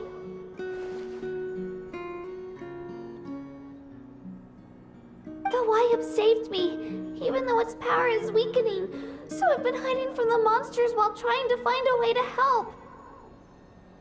The Night Kingdom has become a huge mess, though. I keep hearing these awful sounds and seeing really horrible things. Don't listen to those sounds, Kachina. The Abyss is trying to strip you of your sanity. All you need to do is stay safe and wait for us. We'll be there shortly. It's okay. I feel so much better now that I've had the chance to talk to you guys. You don't need to worry about me. I've never been strong or special at all, really.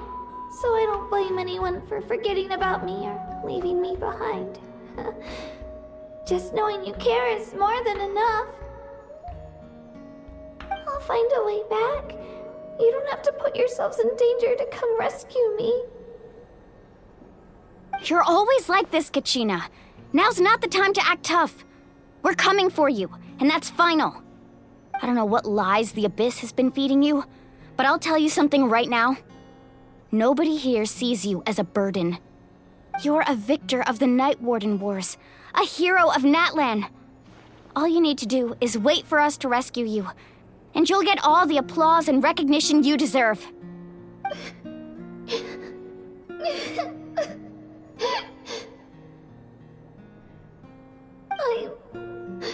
I'm really scared. Everything's so dark and creepy here. And I want to go home. Still, I don't want you to put yourselves in danger because of me. I don't want to hold anyone back ever again. All you need to do is place your trust in us, just like you always have. No one fights alone. We're not leaving you behind. Not ever. Yeah, we're so close. We can't call it quits now. Thank you. Be careful. Looks like we've lost contact. Now comes the most dangerous part. You have to traverse the Night Kingdom in your physical form. This entrance to the Night Kingdom was left behind after an abyssal invasion. Even a brief amount of time inside could expose you to corrosion. I know. I'm prepared for that possibility. All right, then I wish you all the best. I'll tell Koichi to be ready just in case. She's very experienced in dealing with abyssal corruption. That face you just made. Don't tell me you two got into another argument. No, I just feel bad for creating more work for her. I'll go with them too, Archon. The more people, the stronger the party. Thank you so much for your help, everyone. It really means a lot that you're willing to brave these dangers with me. And there's no time to lose, so let's get going. Now that I've lost my power, I won't be able to provide much practical support. But I can still keep an eye on the situation from here. Eon-san, I know it's unlikely, but if you encounter a situation you can't handle... That won't happen. I hope not.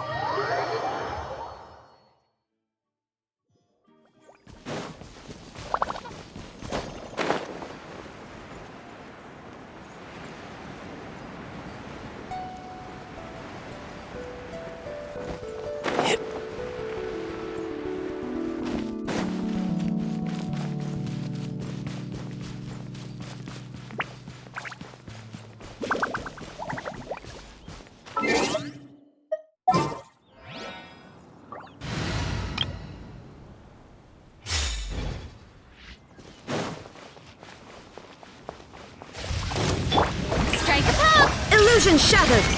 Inazuma shines eternal! Mind the side effects. Seems like an emergency. Bow your head. Let the mighty be humbled.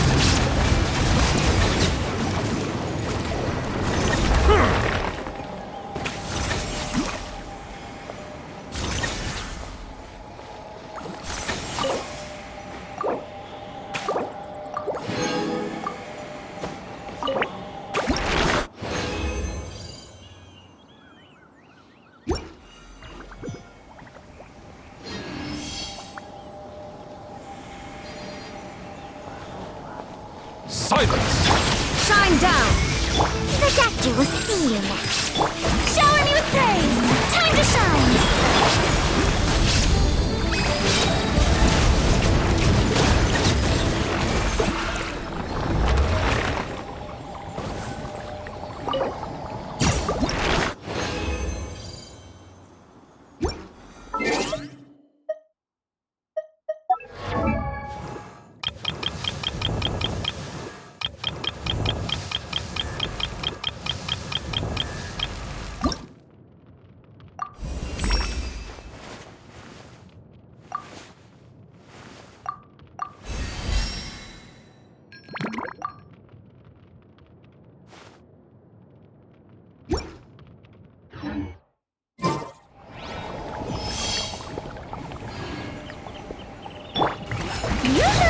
There is no escape! A bitter pill to swallow, taking a turn for the better. The tides beckon.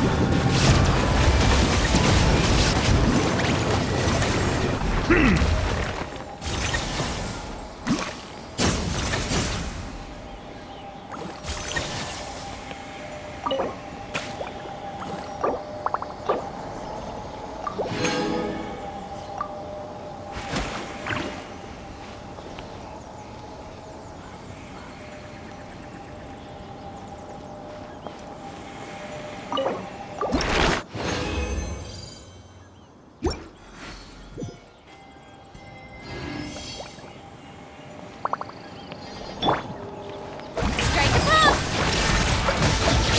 you shall perish! The doctor will see. Settle down!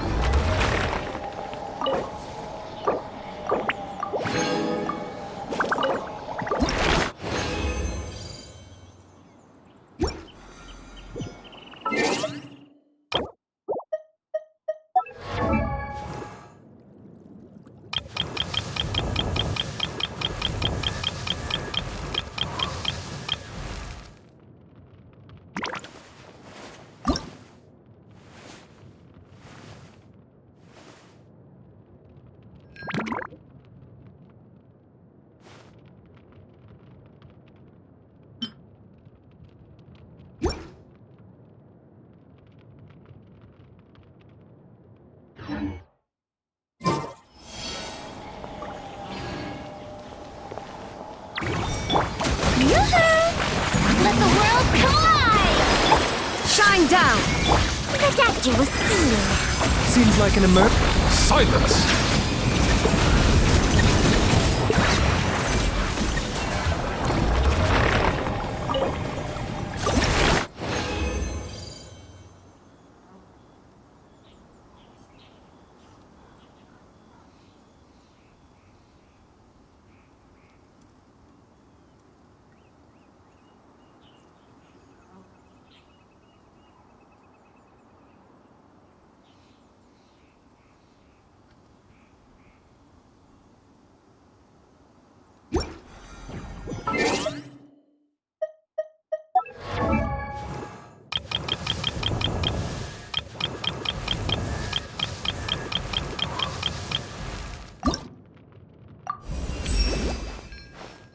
Finally.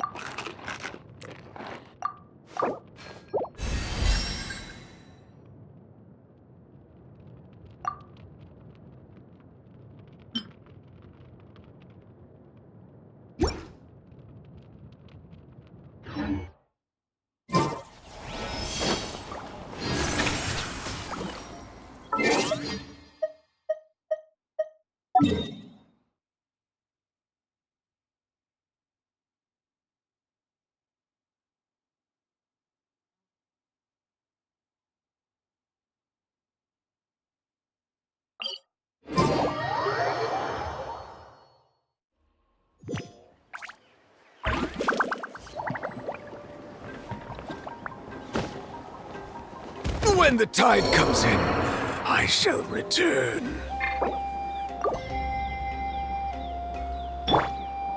Mind the sight. A bitter pill to swallow.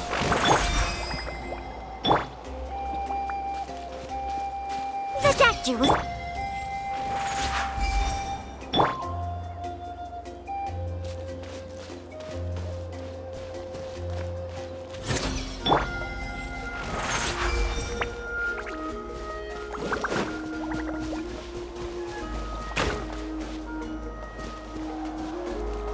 Settle down!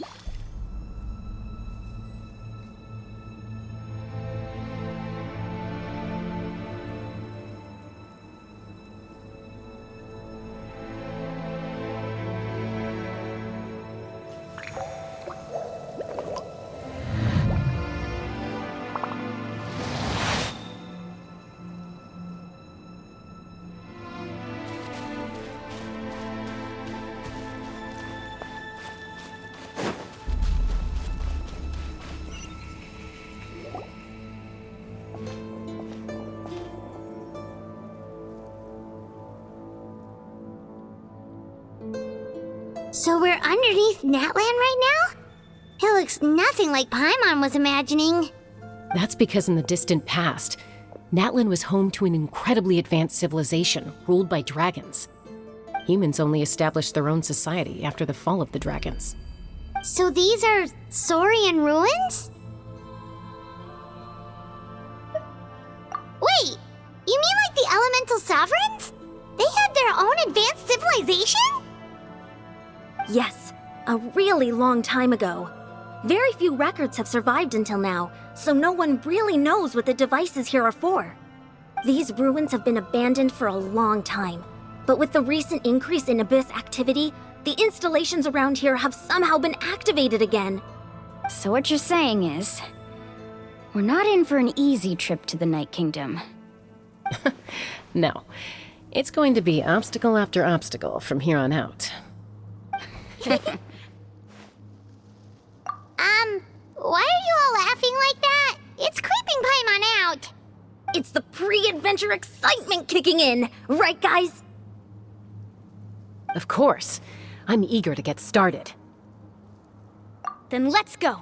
We won't let anything stand in our way.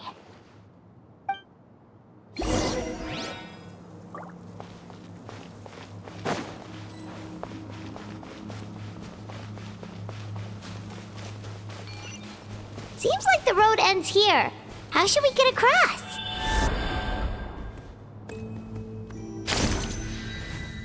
As a professional trainer, I think you could stand to build up your endurance, Paimon. Professional trainer? Paimon thought you were a warrior from the Collective of Planning. Well, that goes without saying. But I actually work as a sports coach. I provide professional guidance for many of Natlan's... Those guys look familiar. We've fought them before. Let's go. Show no mercy.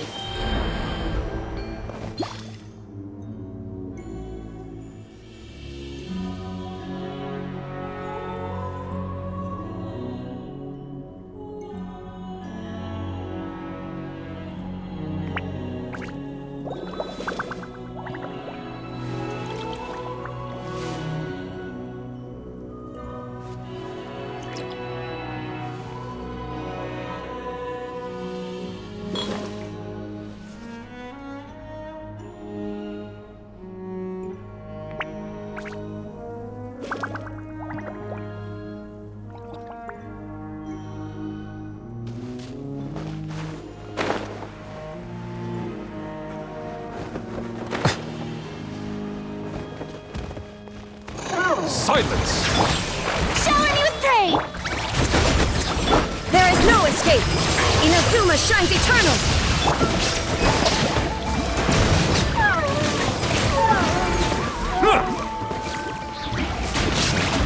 Settle down!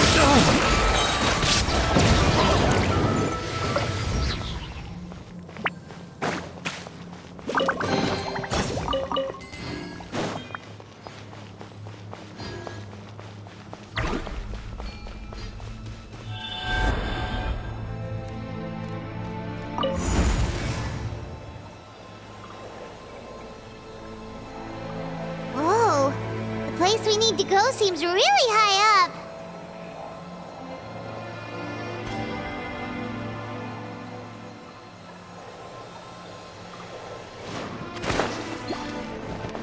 Silence! Strike a poke! Illusion shattered! Mind the side effects. Remember, health comes first.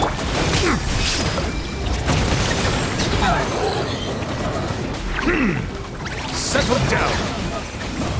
Let the mighty be humbled!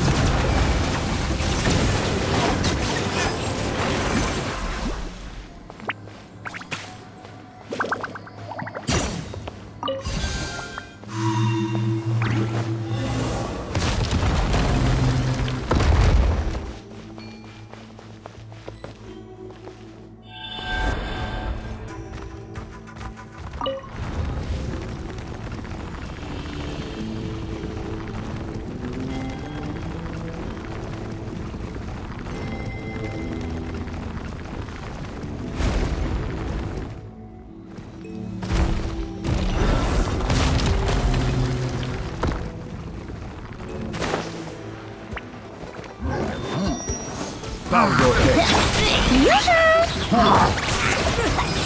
There is no escape! Torn to oblivion!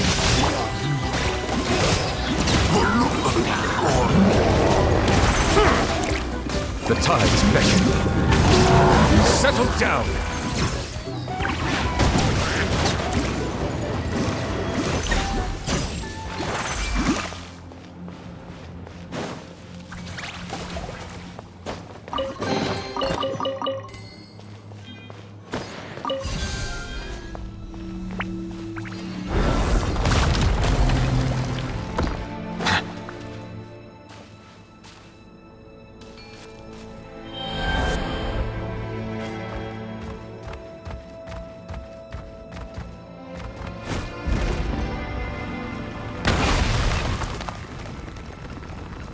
This is the final stretch. We just need to climb up, and we'll be there. Nothing to it. Easy for you to say.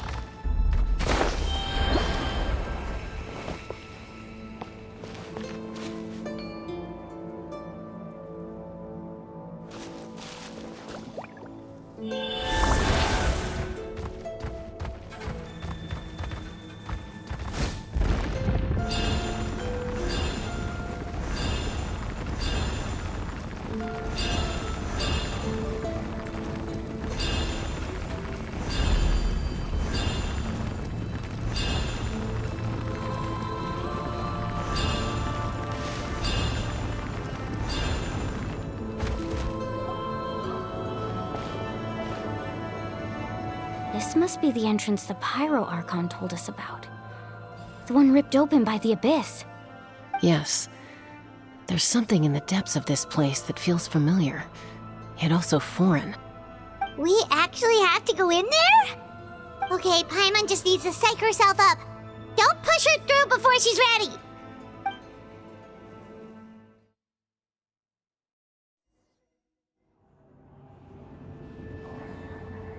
Hey! You don't have to drag Paimon! You're pulling too hard!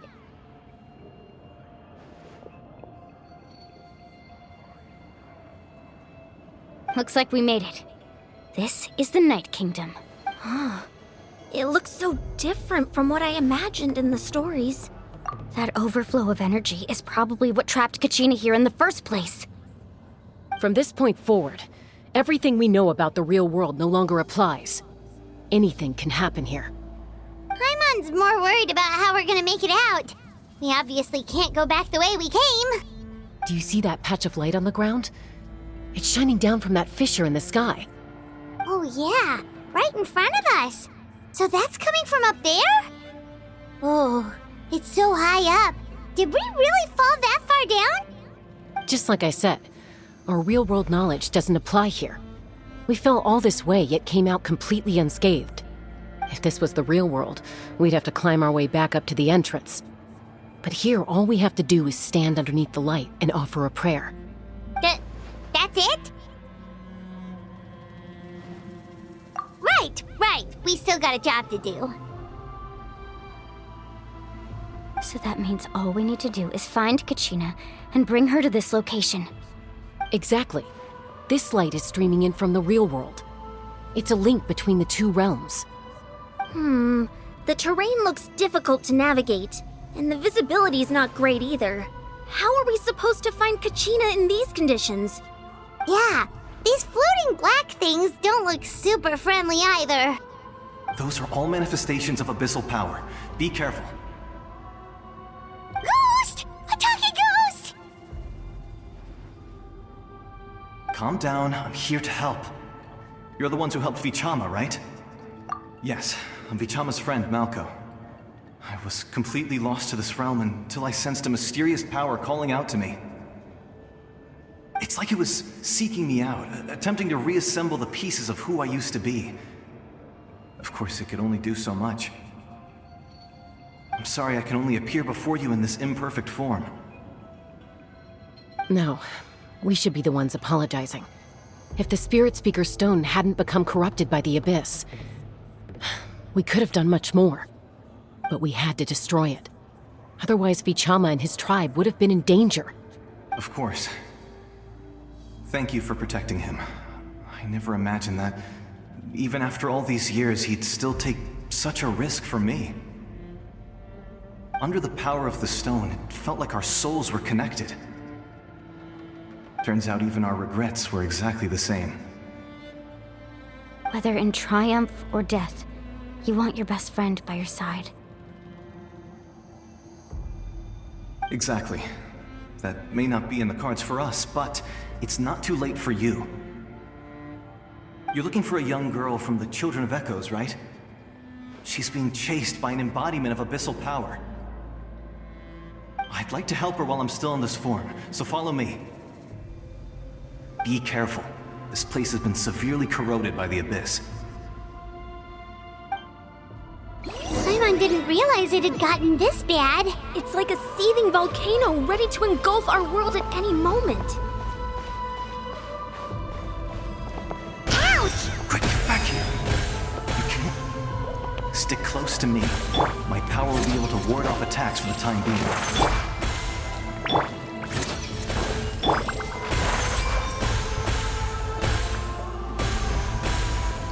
We won't be able to keep this up.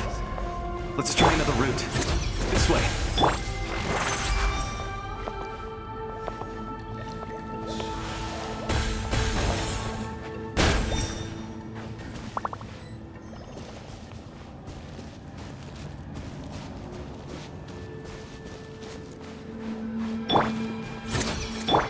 Not good. More monsters.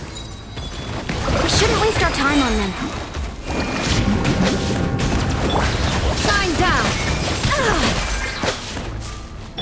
Shower me with praise! Time to shine! Stop that! None over such silence!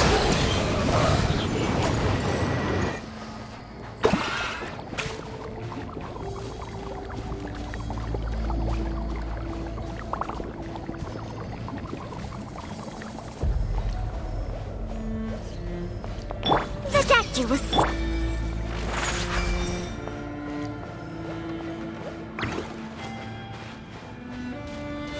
Oh, Paimon can't see anything! It's easy to get lost here. Just stick close.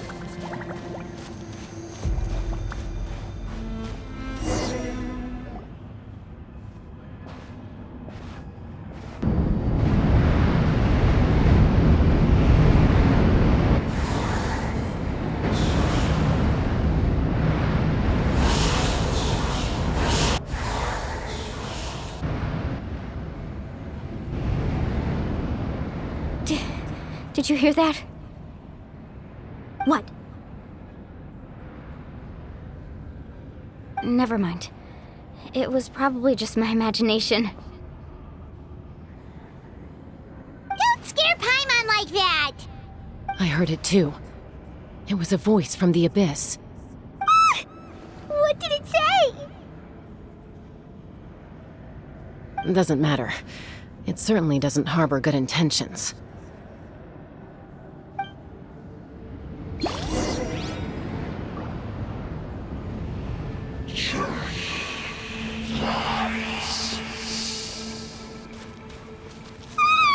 Paimon just heard it too! Let's keep going. Paimon wants to get out of this place!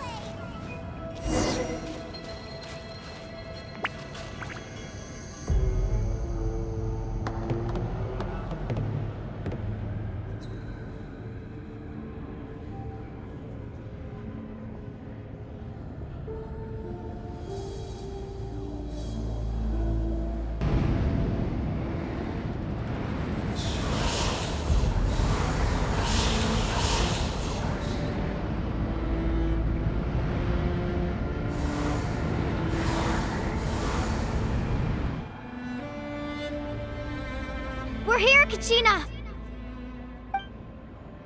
Oh, honey? You made it! Looks like our reunion will have to wait until we take care of these monsters. Good idea. Let's go!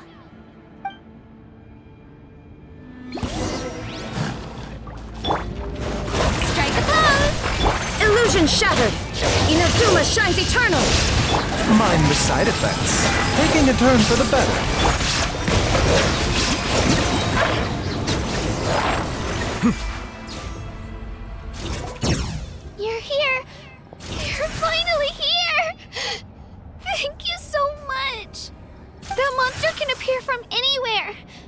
almost caught me a bunch of times.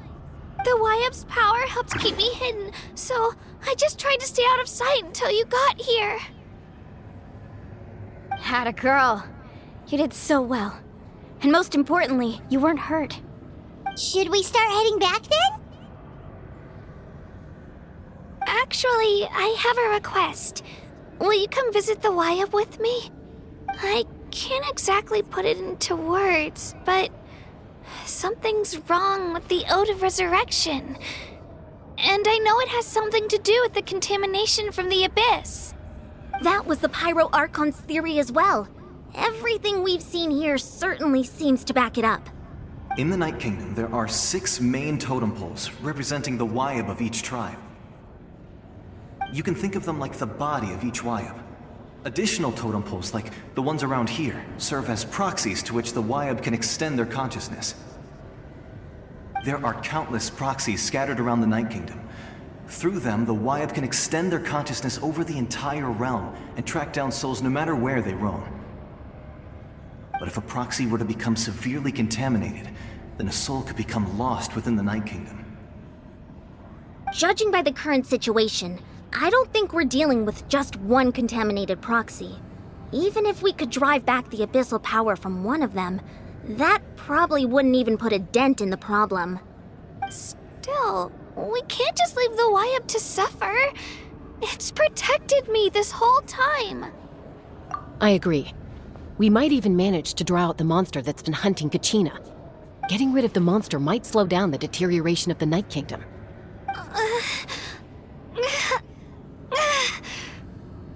Kachina? What's wrong? Nothing. Just a headache.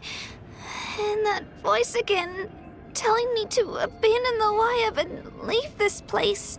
Maybe we really should leave. Kachina's already been here for too long. No, I'm fine. I don't plan on listening to that nonsense. I can hold on. Just up ahead. I'll lead the way. Besides, I can still fight, so please, help me out a little longer. Listen to me, Kachina. We'll come with you, but that's because we want to help the Wyap, not because we have something to prove. You don't have anything to prove either. It's okay if you reach your limit. We'll be there for you. All right, the sooner we get this done, the better. We've already come all this way, so we might as well try to get to the bottom of this. Let's go. This way. I'll stay here and try to stall the Abyss monster. All by yourself? That's too dangerous. It's all right. I may not be as strong as that monster, but I'm definitely more familiar with the area.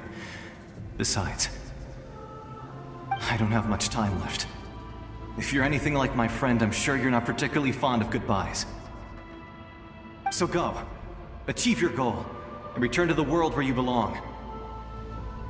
Thank you for everything. You're a true hero. Thank you. No one fights alone.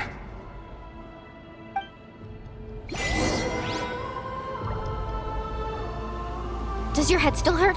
Let me help you walk. I'm fine. I'm fine. You should know I'm made of stronger stuff than that.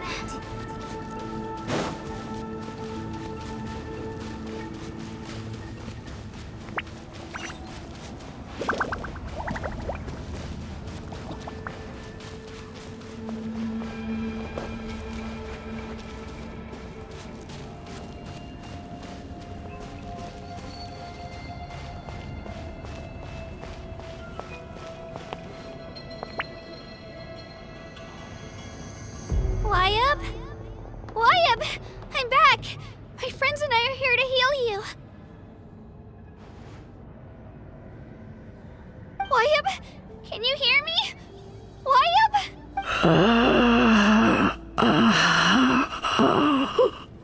So we were right. The contamination is already too severe. It's preventing the Wyap from answering our calls.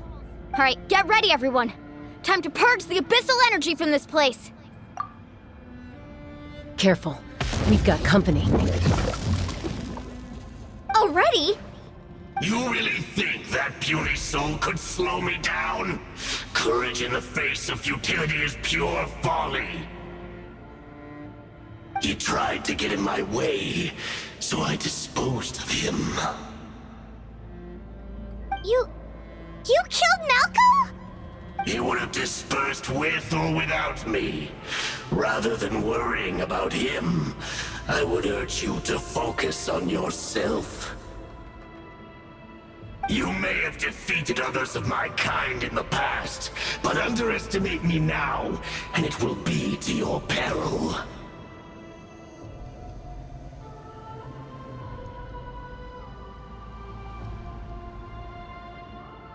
No, the power of the Abyss is intoxicating.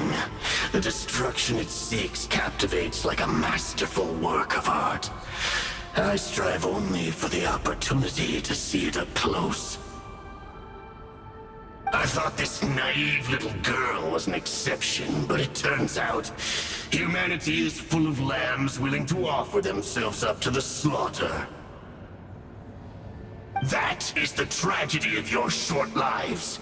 You understand nothing of all-encompassing power. Ancient names, pride, friendship, all empty ideas invented to give you a false sense of self-worth. They possess no power at all. The Pyro Archon created those grandiose ideals out of pure selfishness. Anything to avoid sharing power. Anything to avoid handing over the primordial gift to ordinary people like you. Don't believe me? Then ask yourself, why is the Pyro Archon strong beyond measure, while you, Kachina, remain so pathetically weak?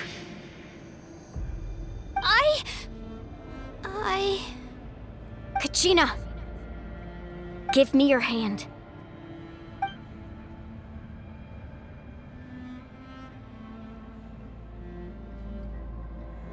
Feel that?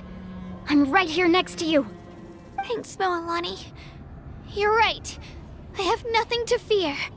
Because I'm not alone anymore. You're right. Maybe comforting ideals don't have any power. But you also couldn't be more wrong. You've never had to work for your own strength, so you will never understand the true source of our power. What? The courage we have to stand before you and not back down? It comes from our friendship. The power lies not in the ideal itself, but in our commitment to upholding that ideal, and in our decision to stand together and fight! Well said! Let's go, Kachina. It shouldn't take more than 2 of us to handle an enemy like this. Sorry in advance, but you deserve what's coming to you! There aren't many in Natlan who can beat us when we're together. It's time he got a taste of that kind of power. From the ashes, Fast! let the flame Amazing! how brightly Check this out! Best of luck!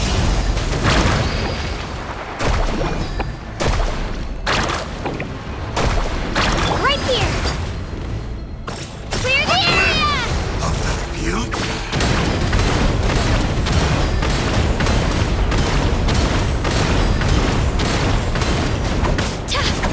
Carving waves!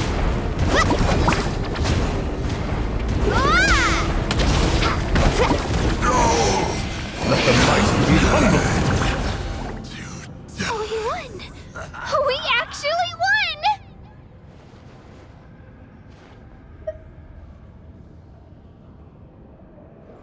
That's what he gets for underestimating you two. Fantastic work, Kachina! Absolutely fantastic! This makes me so unbelievably happy. I'm happy too, Moalani. Together we really are unstoppable!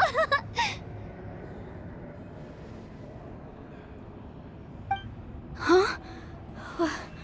What's happening?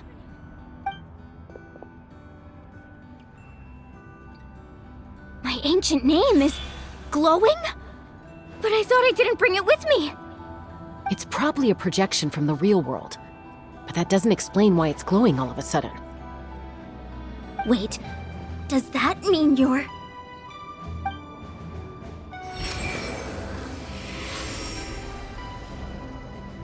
That was a bold move. Diving headfirst into the fire to save your friend. Especially in a place so overrun with abyssal corruption. Still, seeing you pull it off was really something. Everything you said was exactly right. As isolated individuals, we stand no chance against the power of the Abyss. It took years' worth of scars, and lots of unnecessary suffering, for me to understand that for myself. The Pyro Archon's plan will unite us as one. Everyone has a part to play. Only then will we have the power to defeat the strongest of foes. Who are you? Tupac, a warrior from the people of the Springs. I fought against the Abyss during the invasion 500 years ago. I've heard that name before. You were the giant who saved all of Natlan. Since you were able to awaken my words from your ancient name, that means you have fully embodied the aspirations of the Wyab.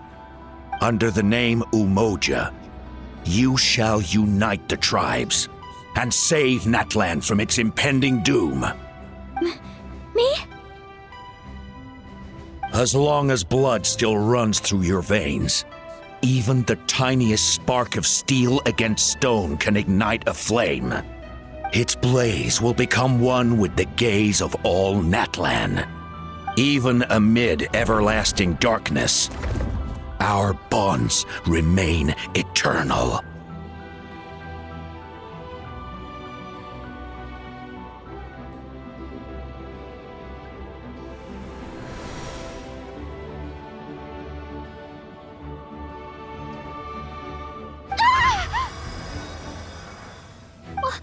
What's wrong, Moalani? So many memories.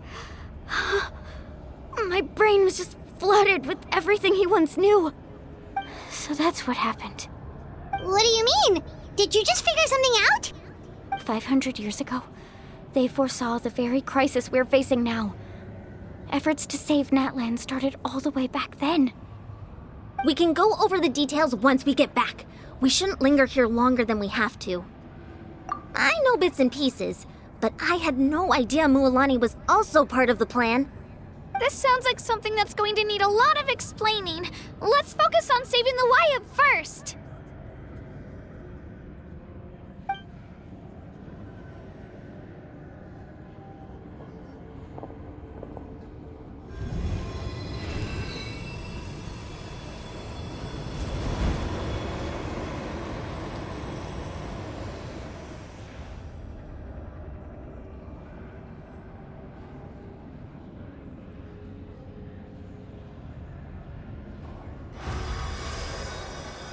Okay, that should be enough. Wyab? Can you hear me? I hear your voice, Kachina. My dear child. Great. Well then, I'm afraid it's time to say goodbye. I just wanted to make sure you were okay before we leave, but we can't afford to stay here any longer. I was going to ask why you bestowed an ancient name upon someone like me, but it's okay. I'll keep searching within myself for the answer. I'll never stop trying to improve my strength. One day, I'll live up to the hero you saw in me. You are already an outstanding child in my eyes, Kachina. No matter what happens. Huh? You are all my most beloved children. It has always been my honor to protect and nurture you. Your ancient name is just that, a name. Much like your parents chose to name you Kachina, I also gave you a name, but it need not define you. Focus on who you want to be. You are already worthy of your name. Now, you need only devote yourself to becoming a better you. The story of your ancient name is for you to continue. Just like your parents, my love for you will never change, no matter what the future holds.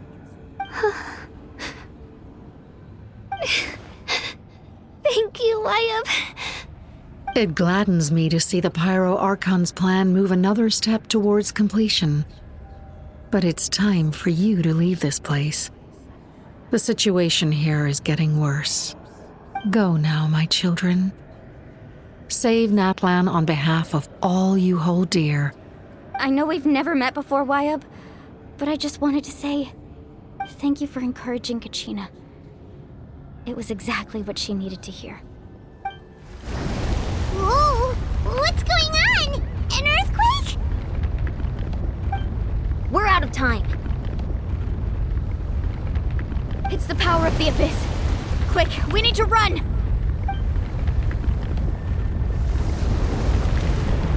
It's a Sealy! The Sealy opened the way for us!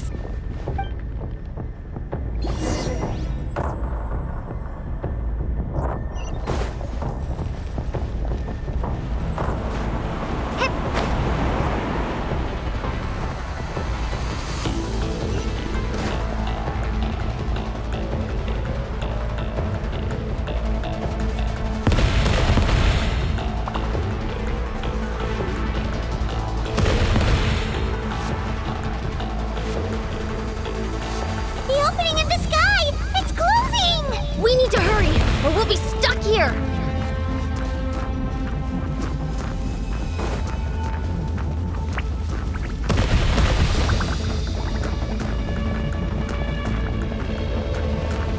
Watch out for the falling rocks! Quick, through the middle!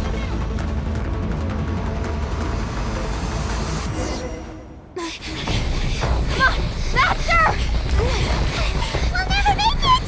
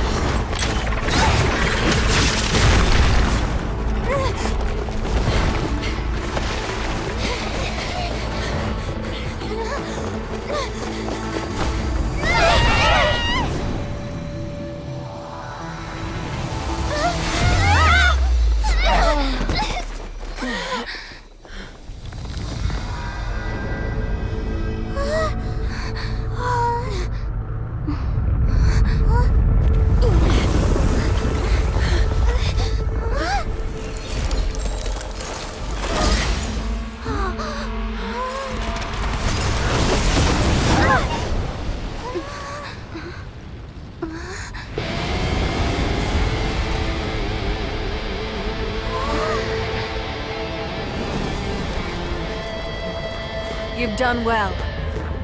Now come home.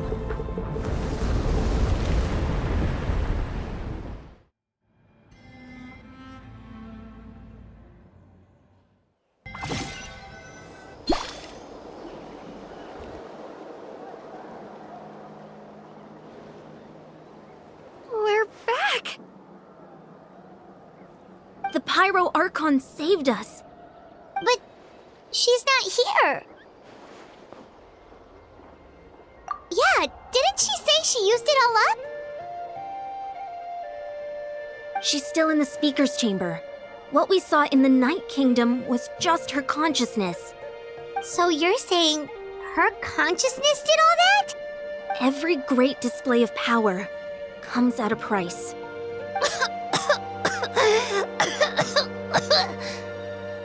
You must feel terrible, Kachina. Just hold on. We'll get you to a doctor soon. Let's get back to the stadium. The Pyro Archon said she'd have a doctor waiting for us. I recommend getting a full checkup, just to make sure no damage gets left behind. Paimon feels okay. What about you, Traveler? Right. You always seem to do pretty well against the Abyss. Let's get going. We need to share what we learned in the Night Kingdom as well. Right. The Y-Up mentioned something about the Pyro Archon's plan. What is it exactly? I'll let her explain everything. We're all a part of the plan now.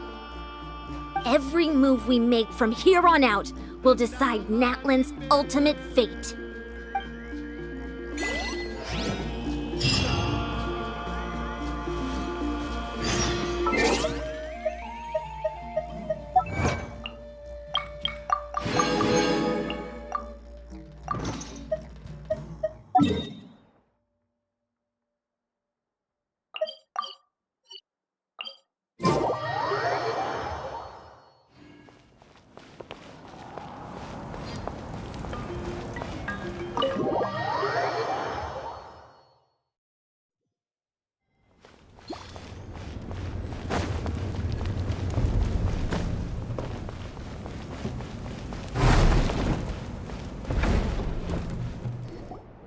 Huh. There's a lot less stuff here than before. It's good to see you all here in one piece. I know you must have a lot of questions, but let Koichi check you over first. It's best not to let any lingering effects of the Abyss go untreated. Thank goodness you made it back. I came here as soon as the Pyro Archon told me about your plan. Take a seat, everybody. I'll examine you one by one.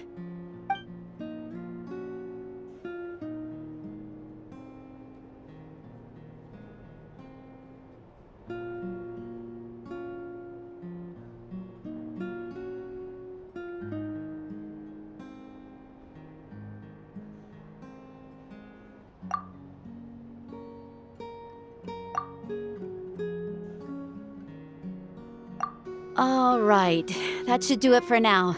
But just to be safe, I'll perform another checkup in a couple of days. I have to say, though, I've never seen anyone react to the Abyss like you, Traveler. It's like you're completely immune to its power. She's always been special like that. She can even purify its power.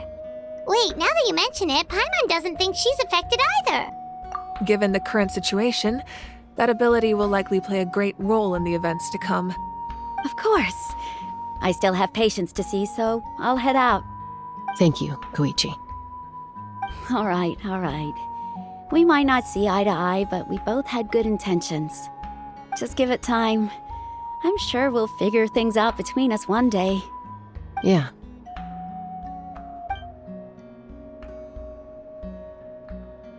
All right. There's so much to discuss, I don't even know where to begin. You've seen it for yourselves now. The devastation in the Night Kingdom.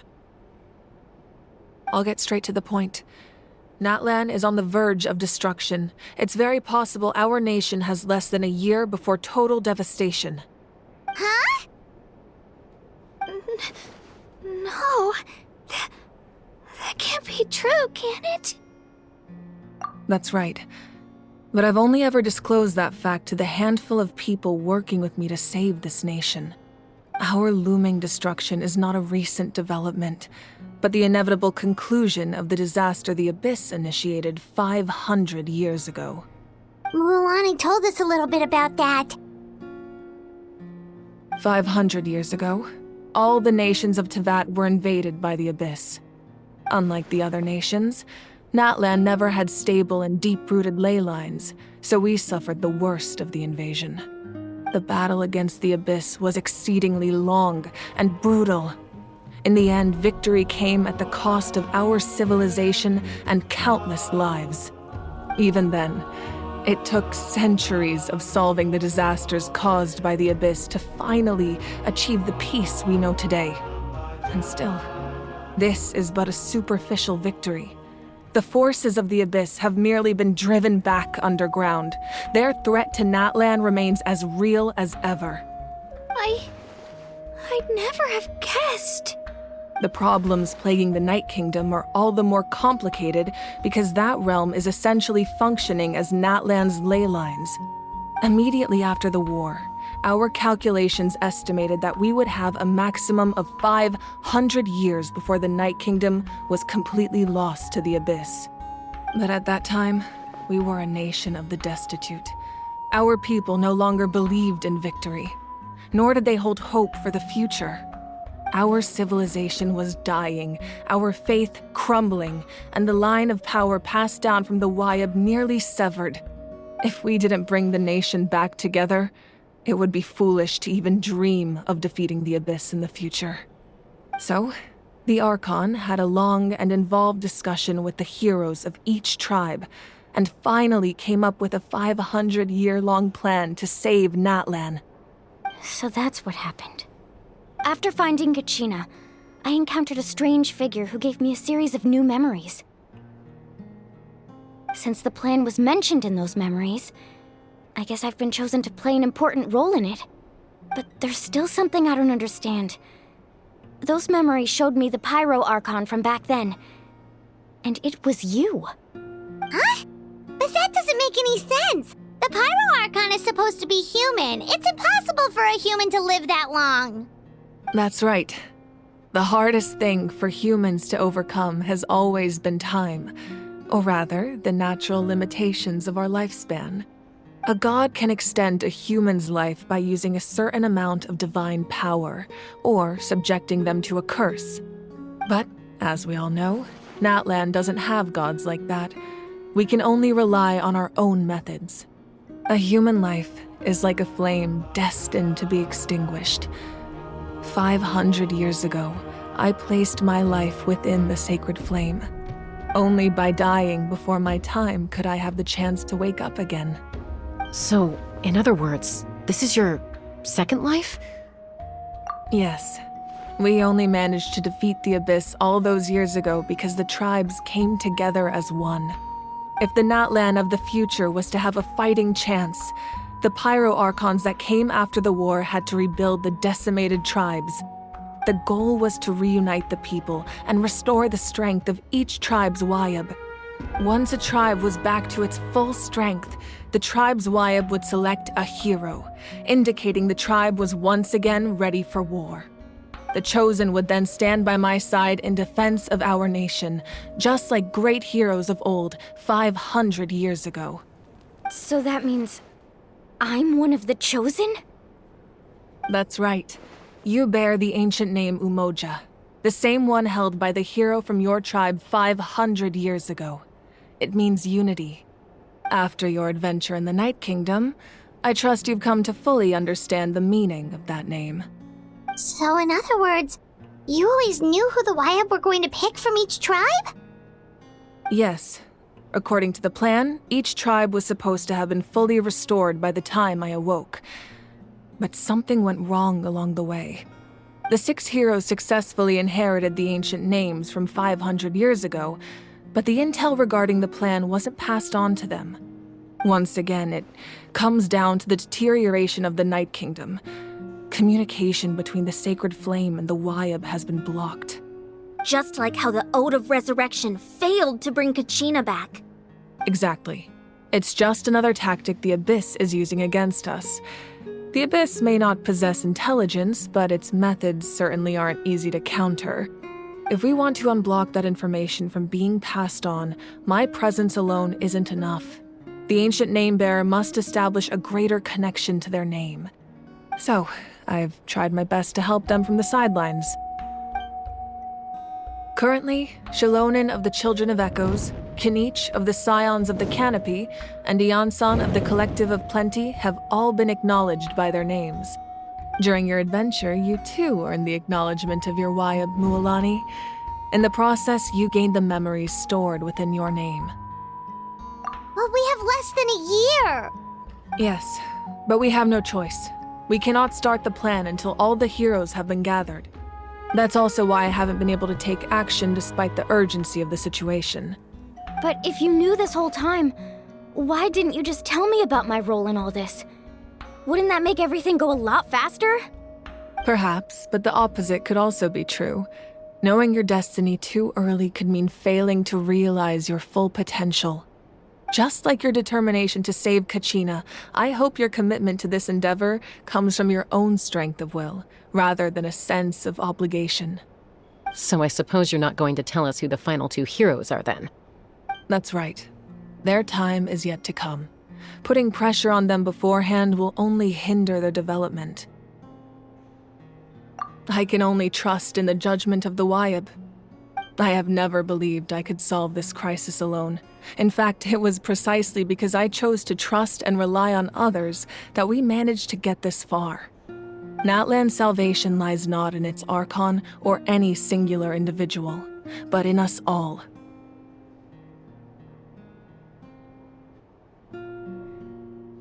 You're quite perceptive, aren't you? I thought I might get away with avoiding the topic. Huh? Oh, right! All the stuff you stored here before, where did it all go? Even though I sacrificed my power, I still needed a contingency plan to ensure you would make it back from the Night Kingdom. After all, I was the one who allowed you to take that risk, and Mualani has an important role to play in my plan. In addition to their sentimental value, the items I stored here held a much more important purpose: fuel. Fuel? So back then, that's why you... Yes. The stories embodied by those items are certainly important, but there's an even more significant trait they all share. Every item belonged to a hero of Natlan. Over time, they became imbued with a certain amount of contending fire from being carried in battle. On their own, each item's power is limited, but together, their combined effect can prove quite useful in a dire situation. By burning those items, I was able to activate the contending fire stored within them to open the boundary between the two worlds. It was a rather crude approach, so all their power was depleted in an instant, as you can see. But weren't they all precious treasures? What about their stories? That's exactly why I dragged you all here. No matter what, I never wanted the Pyro Archon to have to use that power. Oh, I'm so sorry. You have nothing to be sorry for. You all deserve my thanks, actually. If you hadn't saved the totem pole, that area of the Night Kingdom would have been forever lost to the Abyss.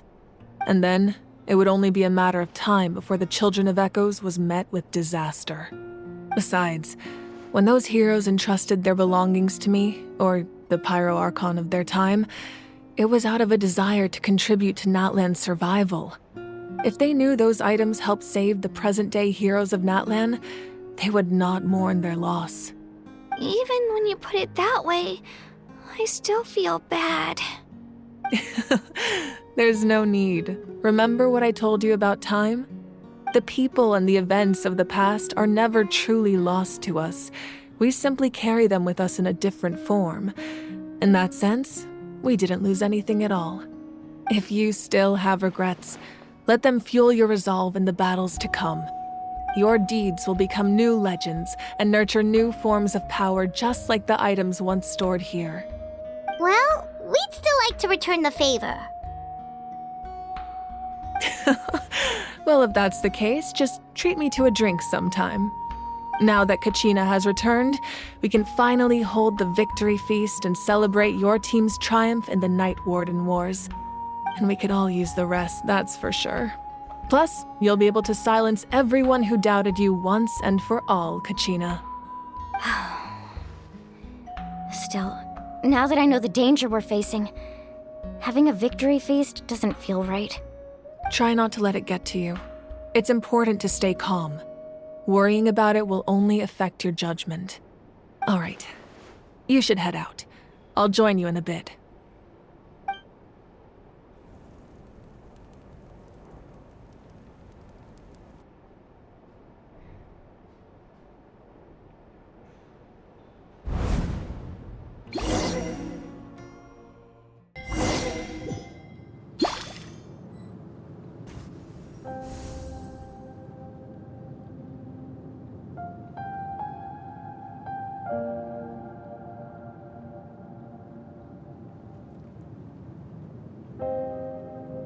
When I was young, I used to sit by the hot springs and listen to the stories of warriors from all over Natlan. They attract people from all walks of life. Friends come easy here, no matter what tribe you're from. The people of the springs have never claimed the hot springs as their own private property. They are there to bring all hot spring buddies together. It's been really nice, seeing the children of my tribe get older.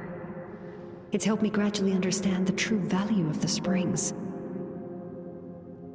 I've witnessed their energy, their determination, their absolute passion for life. Even when they cause trouble, I never managed to hold on to my anger for long. It's unbelievable how quickly they worm their way back into my good graces. I'm certain Mualani will become a great warrior when she grows up. She possesses infinite potential. I can see it. One day, when I'm no longer in fighting form, I'll come here and tell stories to all the children, just like those warriors did for me. So you better get busy, Pyro Archon, or I'll end up running out of stories.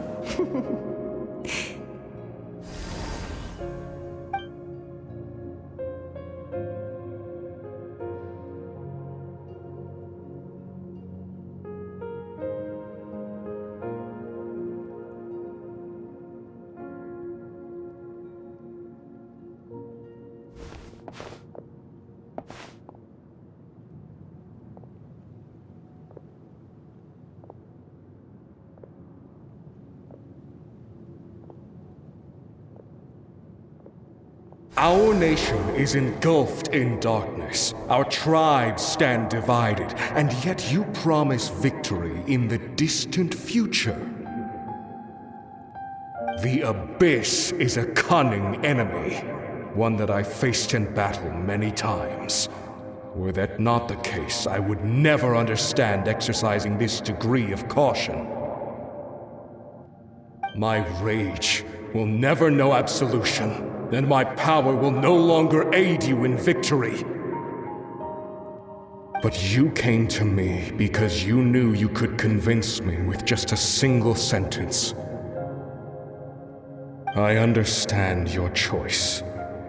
The heroes of today will forge the path ahead with blood and fire. Just remember to earn us the victory we are owed. Otherwise, rest assured, I'll find a way to collect the debt. For Natlan.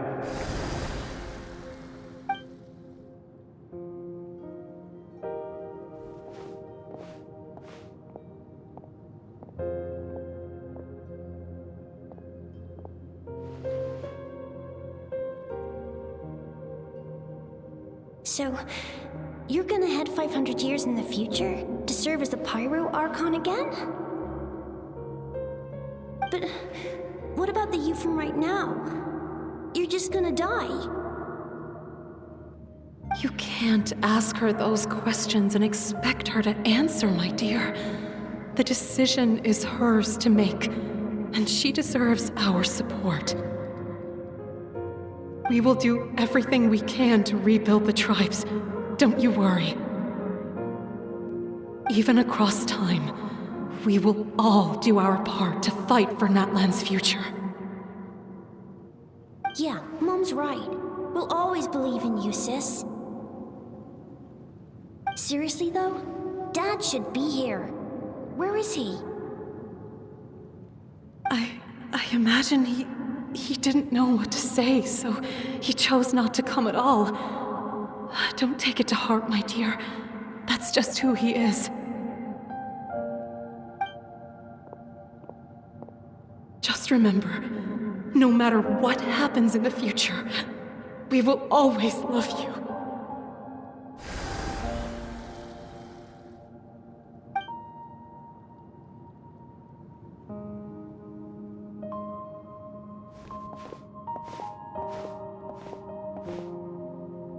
I'll come find you one day. I know I can't live that long, but I'll think of something. There has to be a way for us to meet again one day. If there's an answer out there somewhere, I'm gonna find it. So, don't forget about me.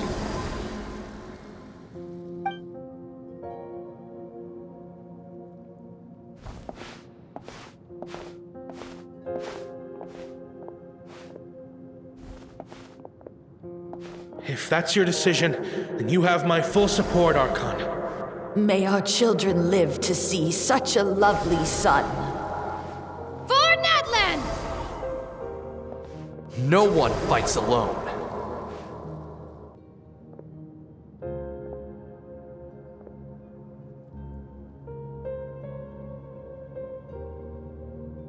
The rules are my legacy. They shall grant us the strength to overcome the next tragedy. War forged the 6 tribes, taught us how to fight, instilled in us what it means to love. Who will be the one to bring this to an end?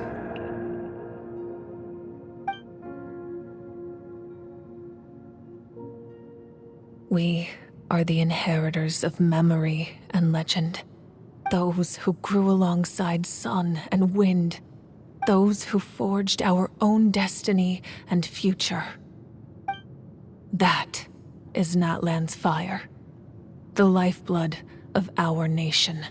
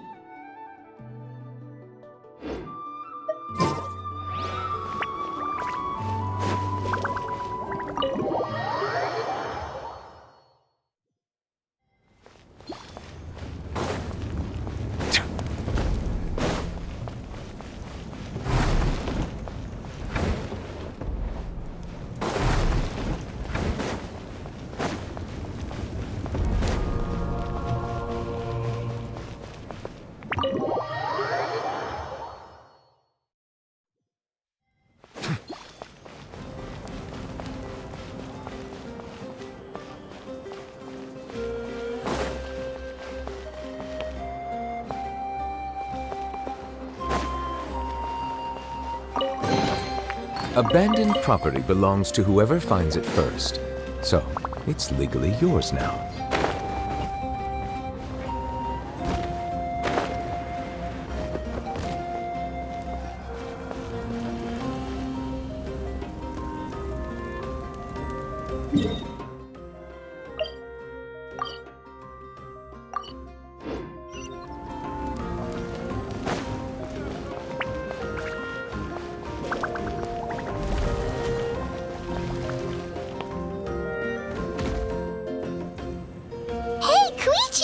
You here for the victory feast too?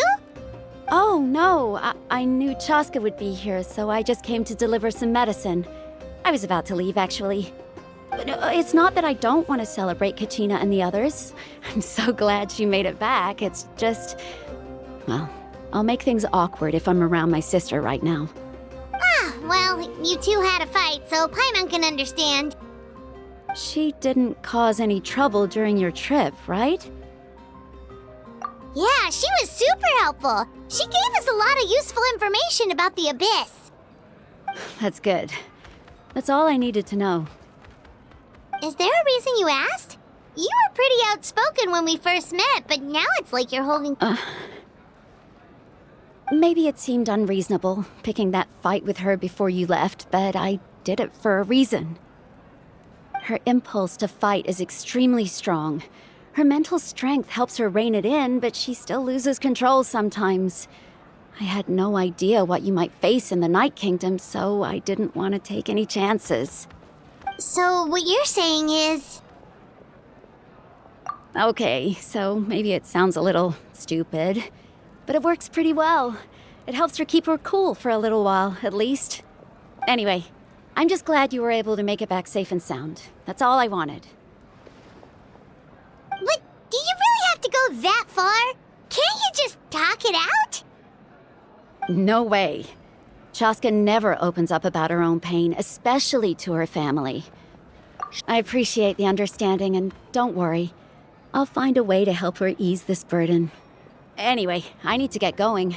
Enjoy the celebration. Oh, and if you ever need a doctor, you know who to find.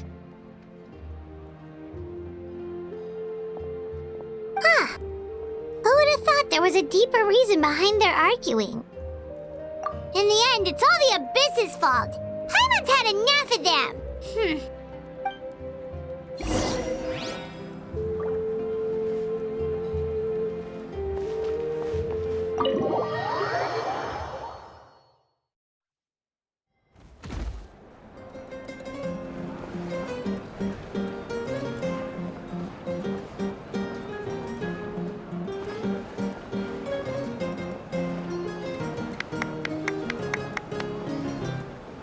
Let's give a huge round of applause to our brave young warrior, Kachina! Woohoo! Well done, Kachina. Thank you, everyone. I'm so glad I finally made it. I always knew you could do it. With so much potential at your age, you have a great future ahead of you. You're one to talk. Don't think I didn't know you were the first person to abandon your team. I'll be dealing with you when we get back. I had no choice. My friend invited me. I couldn't just say no. Oh, really? So you weren't just trying to get ahead in the first round? I wasn't, I swear. I just happened to find that bearer injured in the wild, so I stopped to bandage his wounds.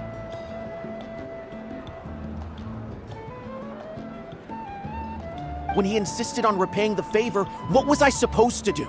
I'm just one person. I figured Kachina would have no trouble replacing me. But the fact of the matter is that after your departure, everyone else started thinking about swapping teams too. I'm really sorry, Kachina. It was wrong of us to abandon you like that. It's amazing that you still made it all the way through to the Night Warden Wars. That's the highest honor. So, what about you guys? Did you make it far? Our team captain drank too much the night before the competition and turned up late to the stadium on the day. We got disqualified.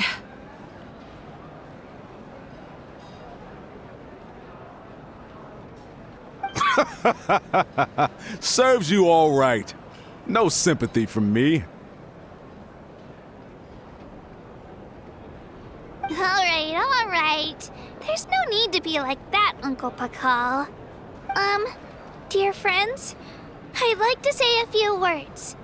Firstly, I'm grateful to my friends and our great Archon for helping to bring me back. This traveler and her companion Paimon are some of the strongest people I've ever met. If they were allowed to participate in the pilgrimage, I have no doubt that they'd win the whole thing. They've agreed to let me learn from them. With their help, I believe I can become even stronger still. And let's not forget my good friends, Moalani, Chaska, Kanich, and Ayan-san. They all helped the Traveler and Paimon figure out a way to bring me back from the Night Kingdom. They too deserve to be called our heroes, so please give another round of applause for them. Thank you so much. Well said! I'll drink to that. How does it feel being a hero, Kachina? To be honest, it's a bit overwhelming. It all just feels so surreal. Well, you better get used to it. Next up, undefeated champion! Hey, please don't make fun of me.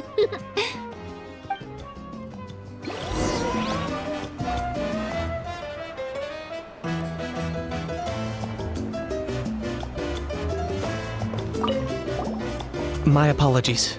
Everything comes at if you cling too tightly to your. But in any case, we're now on the same page. I wonder how long before the two.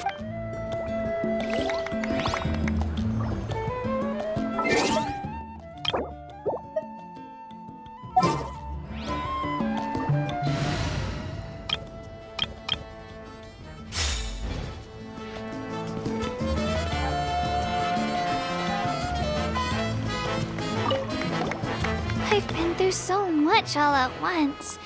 Everything still kind of feels like a dream. Are you still feeling unwell? Nope, all better now. I told you I bounced back pretty quick. I bet you guys must be tired, though. Make sure...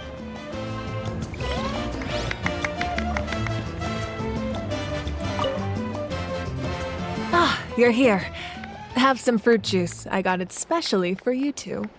How did you know? That's Paimon's favorite! You look like you've still got questions. Ask away.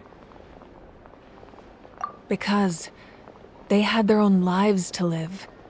The thought of telling them, abandon your families and everyone you love, and come with me to the end of time, for in 500 years Natlan will be destroyed, it seemed too cruel.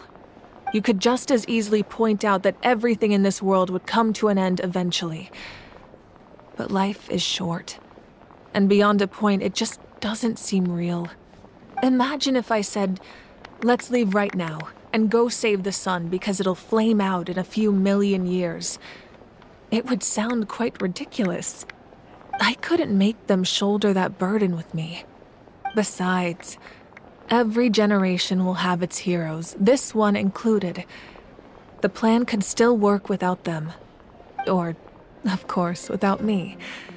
But since I was the one who came up with the plan, I felt duty-bound to see it through to the end. Paimon's suddenly remembering that portrait in your room. Was that your family from back then?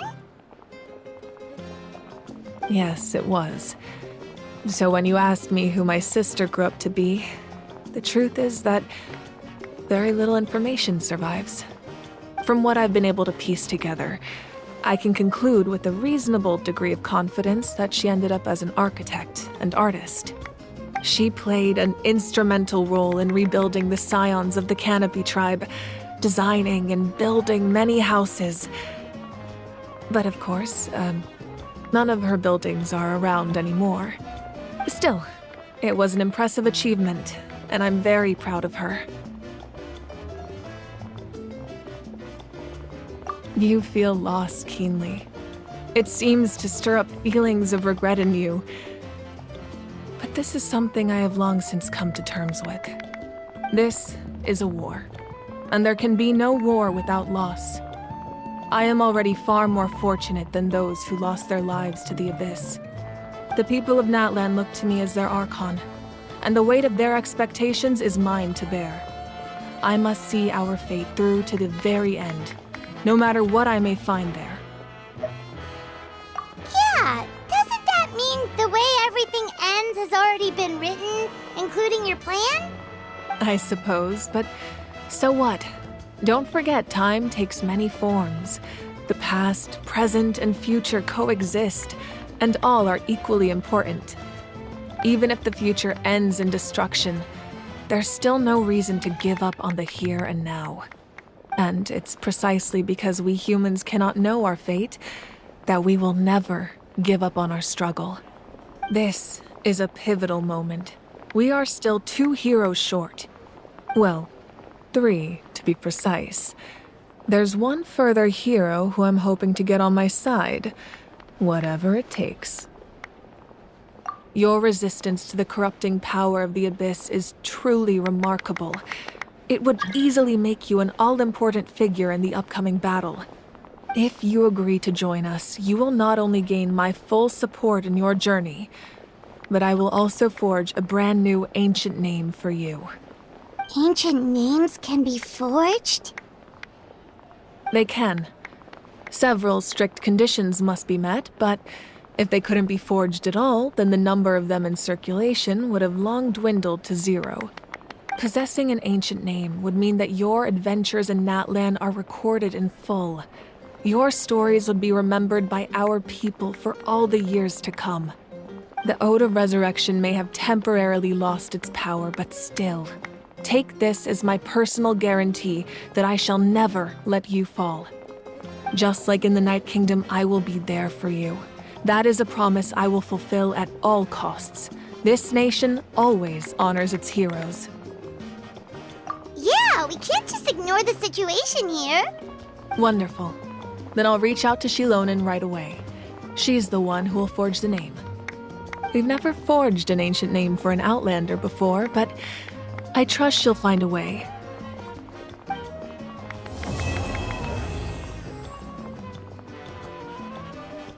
My lord, we've received word that the Pyro Archon has lost much of her power. Although your injury complicates things, this is most certainly the opportune time to seize the Gnosis. Victory and defeat are rules, not outcomes. I have never taken advantage of an opponent in a time of weakness, and I don't intend to start now. As for you, I must confess, I did not expect that little trick of yours to save the day. No matter how dense the fog, as long as the sun remains, we cannot turn day into night. She could have dispelled it. She simply chose not to. You don't have much time, and you're injured on top of that. What do you plan to do next? I'm beginning to see just how useful you may turn out to be. You heard something from here, didn't you?